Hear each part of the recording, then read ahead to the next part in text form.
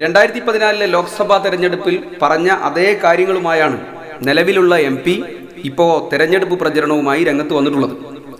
കഴിഞ്ഞ 10 വർഷക്കാലം നിഷ്ക്രിയനായ ഒരു MPയെ കൊണ്ട് നമ്മുടെ നാടിന് നഷ്ടമായത് നിരവധിയായ കേന്ദ്ര പദ്ധതികളാണ്.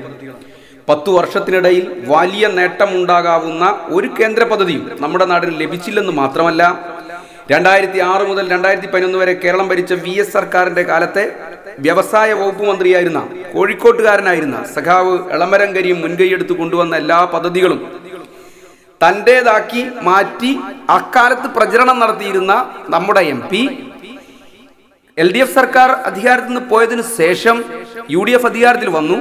ആ കാലഘട്ടങ്ങളിലെല്ലാം ഈ ഓരോ പദ്ധതിയും തകർന്നപ്പോൾ അതിനെതിരായി അതിനെ സംരക്ഷിക്കാൻ ഒരു ചെറുവിരലനക്കാൻ വേണ്ടി പോലും തയ്യാറായിരുന്നില്ല എന്നുള്ളതാണ് നമ്മുടെ നാടിന്റെ അനുഭവം. അക്കാലത്ത് കഴിഞ്ഞ 2006 LDF സർക്കാരിന്റെ കാലത്താണ് വലിയ വികസന പദ്ധതികൾ കേന്ദ്ര സർക്കാരിന്റെ കൂടി സഹായത്തോടു കൂടി സഖാവ് എളമരം കരീം മുൻകൈയെടുത്ത് വിപുലമായ പദ്ധതികൾ നമ്മുടെ നാട്ടിൽ വന്നത്. ഓരോ പദ്ധതികൾ വരുമ്പോഴും അതെല്ലാം തൻ്റേതാണെന്ന് പറഞ്ഞ് ഫ്ലക്സ് വെക്കലായിരുന്നു നമ്മുടെ MPയുടെ ഏറ്റവും പ്രധാനപ്പെട്ട ചുമതല എന്ന് പറയുന്നത്, പരിപാടി എന്ന് പറയുന്നത്. കോഴിക്കോട് പാർലമെന്റ് മണ്ഡലത്തിൽ എത്ര ജനസംഖ്യ ഉണ്ട് എന്ന് നമ്മുടെ MPക്ക് അറിയില്ല. പക്ഷേ കോഴിക്കോട് പാർലമെന്റ് മണ്ഡലത്തിനകത്ത് എത്ര ഇലക്ട്രിക് പോസ്റ്റുകൾ ഉണ്ട് എന്നുള്ളതിന്റെ കൃത്യമായ വിവരം, ഓരോ സെക്ഷന് കീഴിലും എത്ര ഇലക്ട്രിക് പോസ്റ്റുകളാണ് ഉള്ളത് എന്നതിന്റെ കൃത്യമായ വിവരം നമ്മുടെ MPയുടെ കയ്യിലുണ്ട്. കാരണം ഈ ഇലക്ട്രിക് പോസ്റ്റിന്റെ കണക്ക് വെച്ചിട്ടാണ് അദ്ദേഹം ഫ്ലക്സ് ബോർഡുകൾ അടിക്കാൻ വേണ്ടി കൊടുക്കുന്നത്. ഏത് കാര്യവും മൂപ്പർ ഏറ്റെടുക്കും. ആര് കൊണ്ടുവന്നതായാലും ആരുടെ പദ്ധതിയായാലും അതെല്ലാം തൻ്റേതാണെന്ന് മൂപ്പർ ഏറ്റെടുത്തുകൊണ്ടേ ഇരിക്കുകയായിരുന്നു ഈ കഴിഞ്ഞ കാലയളവിലെല്ലാം ഉണ്ടായത്. വൈക്കം മുഹമ്മദ് ബഷീറിന്റെ എട്ടുകാലി മമ്മൂഞ്ഞ് എന്ന് പറയുന്ന കഥാപാത്രത്തെ പോലും നാണിപ്പിക്കുന്ന നിലയിലേക്കുള്ള ഏറ്റെടുക്കലാണ് കഴിഞ്ഞ കുറെ കാലങ്ങളായി ഈ കോഴിക്കോട് പാർലമെന്റ് മണ്ഡലത്തിൽ MPയെ കൊണ്ട് നമ്മൾ കണ്ട കാര്യം. എട്ടുകാലി മമ്മൂഞ്ഞിന്റെ പ്രത്യേകത വൈക്കം മുഹമ്മദ് ബഷീറിന്റെ പ്രധാനപ്പെട്ട കഥാപാത്രമാണ്. മമ്മൂഞ്ഞ് എല്ലാ ദിവസവും രാവിലെ തന്റെ ഗ്രാമത്തിലെ കടയിൽ വന്നിരിക്കും. അപ്പോഴായിരിക്കും നാട്ടിൽ നടക്കുന്ന കാര്യങ്ങളെല്ലാം ഓരോരുത്തരും ഇങ്ങനെ വിശദീകരിക്കുക. ആ വിശദീകരിച്ചുകൊണ്ടിരിക്കുന്നതിന്റെ ഇടയിൽ എന്തെങ്കിലും പുതിയ സംഭവങ്ങൾ ഉണ്ടായാൽ ഉടനെ അതിന്റെ ഉത്തരവാദിത്തം മമ്മൂഞ്ഞ് ഏറ്റെടുക്കും. അത് ഞമ്മളാ എന്ന മൂപ്പരുടെ ഡയലോഗ്. ഒരു ദിവസം ചായപ്പീടിയയിൽ വെച്ച് കേട്ട വാർത്ത, കോലത്തെ പാർവതിക്ക് ഗർഭം ഉണ്ടായിരിക്കുന്നു. ഉടനെ മമ്മൂഞ്ഞ് എണീറ്റുന്നു, അത് ഞമ്മളാണ്. മൂപ്പര അതിന്റെ ഉത്തരവാദിത്തം ഏറ്റെടുത്തു. മമ്മൂഞ്ഞ് ഉത്തരവാദിത്തം ഏറ്റെടുത്തതിന്റെ ശേഷമാണ് ഗോപാലൻ നായർ പറഞ്ഞത്, കോലത്തെ പാർവതി എന്ന് പറഞ്ഞാൽ അവിടുത്തെ പെണ്ണുങ്ങളെ പേരല്ല, കോലത്തെ പാർവതി അവിടുത്തെ ആനന്റെ പേരാണ്. ആനയുടെ ഗർഭമേറ്റെടുത്ത എട്ടുകാലി മമ്മൂഞ്ഞിനെ പോലും നാണിപ്പിക്കുന്ന നിലയിലേക്കുള്ള ഏറ്റെടുക്കലുകളാണ് ഈ കാലയളവിൽ കോഴിക്കോട് MP ചെയ്തത് എന്നുള്ളതാണ് നമ്മുടെ ഒരു അനുഭവം. എത്ര പ്രഖ്യാപനങ്ങൾ ഈ കാലയളവിനിടയിൽ കോഴിക്കോട് നഗരത്തിൽ ഫ്ലക്സിലൂടെ നമ്മൾ കണ്ടു. 2010 അദ്ദേഹം നടത്തിയ ഒരു പ്രധാനപ്പെട്ട പ്രഖ്യാപനമായിരുന്നു ജൻറം പദ്ധതിയിൽ കോഴിക്കോട് നഗരത്തെ ഉൾപ്പെടുത്തി എന്നുള്ളത്. നഗരം മുഴുവൻ MPക്ക് അഭിവാദ്യം അർപ്പിച്ചുകൊണ്ട് MP തന്നെ ആയിരക്കണക്കിന് ബോർഡുകളാണ് സ്ഥാപിച്ചത്. കേന്ദ്ര സർക്കാരിന്റെ നഗര വികസന വകുപ്പ് നഗരങ്ങളുടെ സമഗ്ര വികസനം ലക്ഷ്യമാക്കി തയ്യാറാക്കിയ ഒരു വൻ പദ്ധതിയാണ് Jawaharlal Nehru national urban renovation mission. എന്നാൽ ഇതുവരെയും കോഴിക്കോട് നഗരത്തെ ആ പദ്ധതിയിൽ ഉൾപ്പെടുത്താനായിട്ടില്ല. 2010 പ്രഖ്യാപനം കഴിഞ്ഞ് ഫ്ലക്സ് ഒക്കെ വെച്ചതിന് ശേഷം കുറച്ചു കാലം കഴിഞ്ഞതിന് ശേഷമാണ് നമ്മുടെ കോർപ്പറേഷന്റെ സുവർണ ജൂബിലി ആഘോഷം കോഴിക്കോട് ബീച്ചിൽ വെച്ച് നടക്കുന്നത്. ആയിരക്കണക്കിന് ആളുകളെ സാക്ഷി നിർത്തി വീണ്ടും MP പ്രഖ്യാപിച്ചു. നേരത്തെ ചില സാങ്കേതിക പ്രശ്നങ്ങളെല്ലാം ഉണ്ടായിരുന്നു, അതുകൊണ്ട് ഉൾപ്പെടുത്താൻ വേണ്ടി കഴിഞ്ഞില്ല, അതുകൊണ്ട് വീണ്ടും ഉൾപ്പെടുത്തും എന്നാണ് മൂപ്പര് പ്രഖ്യാപിച്ചത്. പക്ഷെ ഇതുവരെ 10 വർഷക്കാലത്തിനിടയിൽ ജൻറം പദ്ധതിയിൽ കോഴിക്കോട് നഗരത്തെ ഉൾപ്പെടുത്താനായില്ല. നമുക്കുണ്ടായ നേട്ടം ഫ്ലക്സ് ബോർഡുകൾ കോഴിക്കോട് നഗരത്തിൽ മാലിന്യ പ്രശ്നമായി നിലനിന്നു എന്നുള്ളതാണ്. ഇതേപോലെ തന്നെ കേന്ദ്ര സർക്കാരിന്റെ ഒരു പദ്ധതിയാണ് മെട്രോ സിറ്റി പദ്ധതി. ഇന്ത്യ രാജ്യത്തെ 100 നഗരങ്ങളെയാണ് മെട്രോ സിറ്റി പദ്ധതിയിൽ കേന്ദ്ര സർക്കാർ ഉൾപ്പെടുത്തിയിട്ടുള്ളത്, കേന്ദ്ര അർബൻ മന്ത്രാലയം ഉൾപ്പെടുത്തിയിട്ടുള്ളത്. നമ്മുടെ എലത്തൂര്, ചെറുവണ്ണൂർ, ബേപ്പൂർ പ്രദേശങ്ങൾ കോഴിക്കോട് കോർപ്പറേഷനിൽ കൂട്ടിച്ചേർത്തതോടുകൂടി വലിയ ജനസംഖ്യയുള്ള വലിയ നഗരമായി നമ്മുടെ നഗരം മാറി. അപ്പൊ രാജ്യത്തെ ഈ മെട്രോ സിറ്റികളെ തെരഞ്ഞെടുക്കുന്നതിൽ അതിന്റെ ഒരു റാങ്കിങ് നിശ്ചയിച്ചപ്പോൾ, അതിന്റെ മാനദണ്ഡങ്ങളെല്ലാം വെച്ച് റാങ്കിങ് നിശ്ചയിച്ചപ്പോൾ 41ാം സ്ഥാനമാണ് കോഴിക്കോട് നഗരത്തിനുള്ളത്. പക്ഷേ രാജ്യത്ത് 100 നഗരങ്ങളെ തെരഞ്ഞെടുത്തിട്ടും 41ാം റാങ്കിങ്ങിലുള്ള കോഴിക്കോട് നഗരത്തെ തെരഞ്ഞെടുത്തില്ല കേന്ദ്ര സർക്കാർ. ഒരു MP വിചാരിച്ചാൽ അയാൾക്ക് സമ്മർദ്ദം ചെലുത്താൻ കഴിയുമായിരുന്നുവെങ്കിൽ കോഴിക്കോട് നഗരത്തെ മെട്രോ പദ്ധതിയിൽ ഉൾപ്പെടുത്താൻ വേണ്ടി കഴിയുമായിരുന്നു. ഈ 2 പദ്ധതികളും നമുക്ക് നഷ്ടപ്പെട്ടത് കോഴിക്കോട് നഗരത്തെ സംബന്ധിച്ച് 10 വർഷക്കാലം നടക്കാനിടയുണ്ടായിരുന്ന വിസ്മയമായ വികസനത്തിന്റെ സാധ്യതകളെ ഇല്ലാതെയാക്കിയായിരുന്നു. നിഷ്ക്രിയനായ ഒരു MP, കഴിവുകെട്ട ഒരു MP, ഫ്ലക്സിൽ മാത്രം ജീവിച്ച ഒരു MP യെ കൊണ്ട് കോഴിക്കോട് നഗരത്തിനുണ്ടായത്, അല്ലെങ്കിൽ കോഴിക്കോട് പാർലമെന്റ് മണ്ഡലത്തിനുണ്ടായത് വികസന മുരടി മാത്രം. കോഴിക്കോട് റെയിൽവേ സ്റ്റേഷൻ അന്താരാഷ്ട്ര നിലവാരത്തിലേക്ക് ഉയർത്തുന്നു എന്നുള്ളതായിരുന്നു കുറെ കാലങ്ങളായി നമ്മൾ കേട്ടുകൊണ്ടിരുന്ന പ്രഖ്യാപനം. ഇപ്പോഴും അത് തന്നെയാണ് കേട്ടുകൊണ്ടിരിക്കുന്നത്. കോഴിക്കോട് നഗരം മുഴുവൻ 2010 ഇതേപോലെ ഫ്ലക്സ് സ്ഥാപിച്ചു. എല്ലാ പ്രദേശങ്ങളിലും കോഴിക്കോട് റെയിൽവേ സ്റ്റേഷൻ അന്താരാഷ്ട്ര നിലവാരത്തിലേക്ക് എന്നുള്ള വ്യാപകമായ ഫ്ലക്സ് MP തന്നെ പ്രിന്റ് ചെയ്ത് എല്ലായിടത്തും കൊണ്ടുപോയി തൂക്കി. എന്നാൽ 10 കൊല്ലമായിട്ടും കോഴിക്കോട് റെയിൽവേ സ്റ്റേഷനകത്ത് ഒരു വികസനവും വന്നില്ല.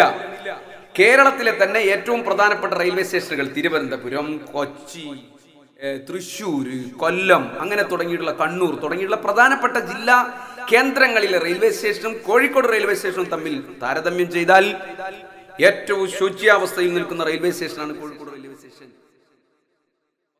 ഇടയിൽ ഒരു പദ്ധതിയും കേന്ദ്ര സർക്കാരിന്റെ മുതൽ മുടക്കിലുള്ള ഒരു പദ്ധതിയും കോഴിക്കോട് റെയിൽവേ സ്റ്റേഷനിൽ വന്നില്ല. A1 കാറ്റഗറിയിൽപ്പെട്ട റെയിൽവേ സ്റ്റേഷനാണ് കോഴിക്കോട് റെയിൽവേ സ്റ്റേഷൻ. 109 കോടി രൂപയാണ് ഒരു വർഷം കോഴിക്കോട് റെയിൽവേ സ്റ്റേഷൻ റെയിൽവേക്ക് വരുമാനമായി നൽകുന്നത്.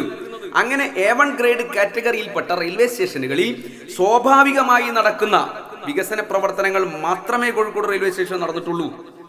റെയിൽവേ സ്റ്റേഷനിൽ പ്രാഥമികമായി വരേണ്ട കാര്യമാണ് മേൽക്കൂര. റെയിൽവേ സ്റ്റേഷനിൽ വണ്ടി കയറാൻ യാത്രക്കാർ വന്നാൽ അവർക്ക് മഴ നനയാതെ, വെയിൽ കൊള്ളാതെ ട്രെയിനിൽ കയറാൻ വേണ്ടി പറ്റാവുന്ന സാഹചര്യം ഉണ്ടാക്കാനാണ് റെയിൽവേ സ്റ്റേഷനുകളിൽ മേൽക്കൂര സ്ഥാപിക്കുന്നത്. കോഴിക്കോട് റെയിൽവേ സ്റ്റേഷനിലെ 4 പ്ലാറ്റ്ഫോമുകളിലെ മേൽക്കൂരയുടെ അവസ്ഥ എന്താണെന്ന് അവിടെ പോയി നോക്കിയാൽ അറിയാം. MP-യുടെ ഫ്ലക്സ് നോക്കാതെ റെയിൽവേ സ്റ്റേഷനിൽ ഒന്ന് പോയി നോക്കുക. സാധാരണ നിലയിൽ 25 ബോഗികളാണ് ഒരു ട്രെയിൻ ഉണ്ടാവുന്നത്. ഒന്നാമത്തെ പ്ലാറ്റ്ഫോമിൽ 22 ബോഗികളെ മേൽക്കൂരക്ക് കീഴിൽ നിൽക്കുന്നുള്ളൂ. രണ്ടാമത്തെ പ്ലാറ്റ്ഫോമിൽ 6 ബോഗികളെ മേൽക്കൂരക്ക് കീഴിൽ നിൽക്കുന്നുള്ളൂ. ബാക്കി 19 എണ്ണവും പുറത്താണ്. മൂന്നാമത്തെ പ്ലാറ്റ്ഫോമിൽ 9 ബോഗികളെ മേൽക്കൂരക്ക് കീഴിൽ നിൽക്കുന്നുള്ളൂ. ബാക്കി വരുന്നത് മുഴുവൻ പുറത്തു നിൽക്കുകയാണ്. നാലാമത്തെ പ്ലാറ്റ്ഫോമിൽ 19 ബോഗികളാണ് മേൽക്കൂരക്ക് കീഴിൽ നിൽക്കുന്നത്. ബാക്കി വരുന്ന 6 എണ്ണം പുറത്താണ്. ഈ പ്ലാറ്റ്ഫോമുകളിലെല്ലാം യാത്രക്കാർ വണ്ടിയിൽ കയറുന്നതിന് വേണ്ടി, ട്രെയിനിൽ കയറുന്നതിന് വേണ്ടി മഴ കൊള്ളുകയോ വെയിൽ കൊള്ളുകയോ ഒക്കെ ചെയ്യേണ്ട അവസ്ഥ തുടർന്നുകൊണ്ടേയിരിക്കുകയാണ്. ഒന്നാമത്തെ പ്ലാറ്റ്ഫോമും 4ാമത്തെ പ്ലാറ്റ്ഫോമും ഇപ്പറഞ്ഞ അവസ്ഥയിലെങ്കിലും മേൽക്കൂര ഉണ്ടായത് സംസ്ഥാന സർക്കാരിന്റെ ഫണ്ട് ഉപയോഗിച്ചിട്ടാണ്. റെയിൽവേ സ്വാഭാവികമായി നടത്തിയ ഒരു വികസന പ്രവർത്തനത്തിന്റെ ഭാഗമായിട്ടാണ് അത് ചെയ്തത് എന്നുള്ളതാണ് യാഥാർത്ഥ്യം.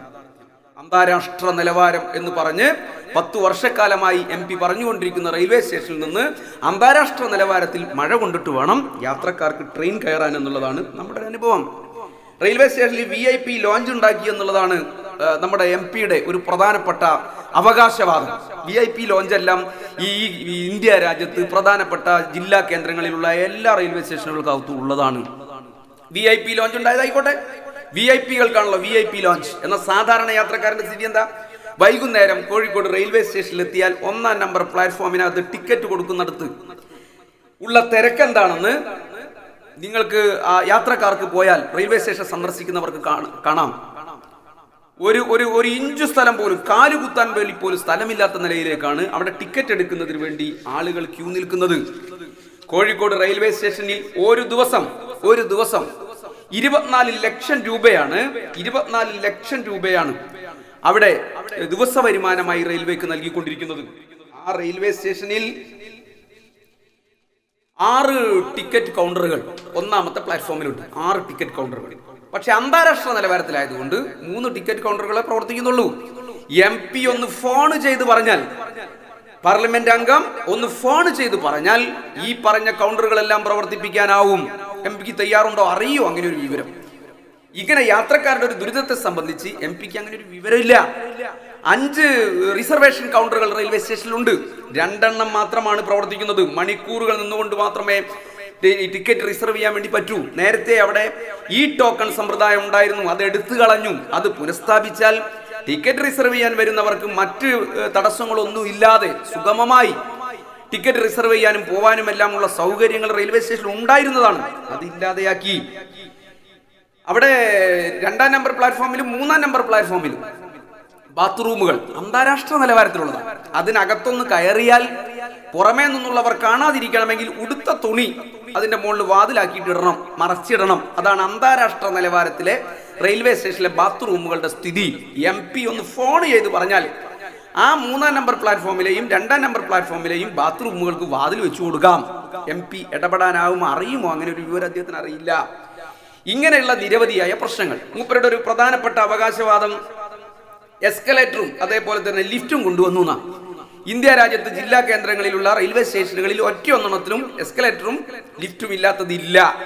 കോഴിക്കോട് റെയിൽവേ സ്റ്റേഷനിൽ ഇനിയിപ്പോ ഈ MP-യുടെ അവകാശവാദം അനുസരിച്ച് ഈ പറഞ്ഞ എപ്പോഴെങ്കിലും അപൂർവമായി പ്രവർത്തിക്കുന്ന ലിഫ്റ്റും എസ്കലേറ്ററും ഒക്കെ ഉപയോഗപ്പെടുത്തി യാത്രക്കാർ വന്നാലോ, 1-ാം നമ്പർ പ്ലാറ്റ്ഫോമിൽ നിന്ന് പുറത്തേക്ക് ഇറങ്ങണമെങ്കിൽ പിന്നെ ഒരു 100-200 മീറ്റർ തെക്ക് ഭാഗത്തേക്ക് നടന്നിട്ട് വേണം പുറത്തേക്ക് ഇറങ്ങാൻ. നേരത്തെ കഴിഞ്ഞ 5-6 വർഷങ്ങൾക്ക് മുമ്പേ അവിടെ ഒരു വഴിയുണ്ടായിരുന്നു. സാധാരണ യാത്രക്കാർ 4-ാം നമ്പർ പ്ലാറ്റ്ഫോമിൽ നിന്നും 3-ാം നമ്പർ പ്ലാറ്റ്ഫോമിൽ നിന്നും 2-ാം നമ്പർ പ്ലാറ്റ്ഫോമിൽ നിന്നുമെല്ലാം 1-ാം നമ്പർ പ്ലാറ്റ്ഫോമിലേക്ക് വന്ന് പുറത്തേക്ക് പോകാൻ അവിടെ ഒരു വഴിയുണ്ടായിരുന്നു. ആ വഴി റെയിൽവേ അടച്ചുപൂട്ടി. സുഖമില്ലാത്ത രോഗികളായ യാത്രക്കാർ ഉൾപ്പെടെയുള്ളവർ വരുമ്പോൾ പെട്ടെന്ന് തന്നെ ഈ പറഞ്ഞ സംവിധാനമെല്ലാം ഉപയോഗിച്ചിട്ട് പുറത്തേക്ക് പോകാൻ വേണ്ടി പറ്റാവുന്ന ഒരു സൗകര്യം ഉണ്ടാക്കണമെന്ന് കോഴിക്കോട്ടെ യാത്രക്കാർ അലമുറ ഇടാൻ വേണ്ടി തുടങ്ങിയിട്ട് കാലങ്ങൾ കുറേയായി. MP-ക്ക് ഈ പറഞ്ഞ 10 വർഷത്തിനിടയിൽ ഈ സാധനം വെച്ചതിനു ശേഷം അങ്ങനെ ഒരു സംവിധാനം അവിടെ ഉണ്ടാക്കാൻ വേണ്ടി കഴിഞ്ഞില്ല എന്നുള്ളത് പ്രധാനപ്പെട്ട പ്രശ്നമാണ്. ജനശതാബ്ദി എക്സ്പ്രസ് കോഴിക്കോട്ട് ഉച്ചകലത്തെ ജനശതാബ്ദി കോഴിക്കോട്ട് യാത്ര അവസാനിപ്പിക്കുന്നു. എല്ലാ യാത്രക്കാരും കോഴിക്കോട്ട് ഇറങ്ങാനുള്ളതാണ്. എല്ലാ യാത്രക്കാരും കോഴിക്കോട്ട് ഇറങ്ങാനുള്ള ഒരു എക്സ്പ്രസ് ട്രെയിൻ 4-ാമത്തെ പ്ലാറ്റ്ഫോമിൽ കൊണ്ടുപോയിട്ടാണ് നിർത്തുന്നത്. അത് 1-ാം നമ്പർ പ്ലാറ്റ്ഫോമിലേക്ക് മാറ്റി നിർത്തിയാൽ എല്ലാ യാത്രക്കാർക്കും പുറത്തേക്ക് പോകുന്നതിന് സൗകര്യപൂർവ്വം പോകാൻ വേണ്ടി പറ്റാവുന്ന സംവിധാനം ഉണ്ടാക്കാം. എന്നാൽ റെയിൽവേ യാത്രക്കാരും ജീവനക്കാരും എല്ലാവരും നിരന്തരമായി ആവശ്യപ്പെട്ടുകൊണ്ടിരിക്കുകയാണ് ഇത് 1-ാം നമ്പർ പ്ലാറ്റ്ഫോമിലേക്ക് നിർത്താൻ ആവശ്യമുള്ള സംവിധാനം ഉണ്ടാക്കണമെന്ന്. MP ഫോൺ ചെയ്ത് പറഞ്ഞാൽ നടക്കാവുന്ന കാര്യമേ ഉള്ളൂ. ഇതുവരെ നടത്തിയിട്ടില്ല. ഇങ്ങനെയുള്ള ചെറിയ ചെറിയ കാര്യങ്ങൾ പോലും റെയിൽവേ സ്റ്റേഷനകത്ത് ശ്രദ്ധിക്കാൻ വേണ്ടി പോലും കഴിയാത്ത ഒരു മനുഷ്യൻ റെയിൽവേ സ്റ്റേഷൻ അന്താരാഷ്ട്ര നിലവാരത്തിലേക്ക് ഉയർത്തി എന്നും പറഞ്ഞിട്ട് പ്രചരണം നടത്തുകയാണ്.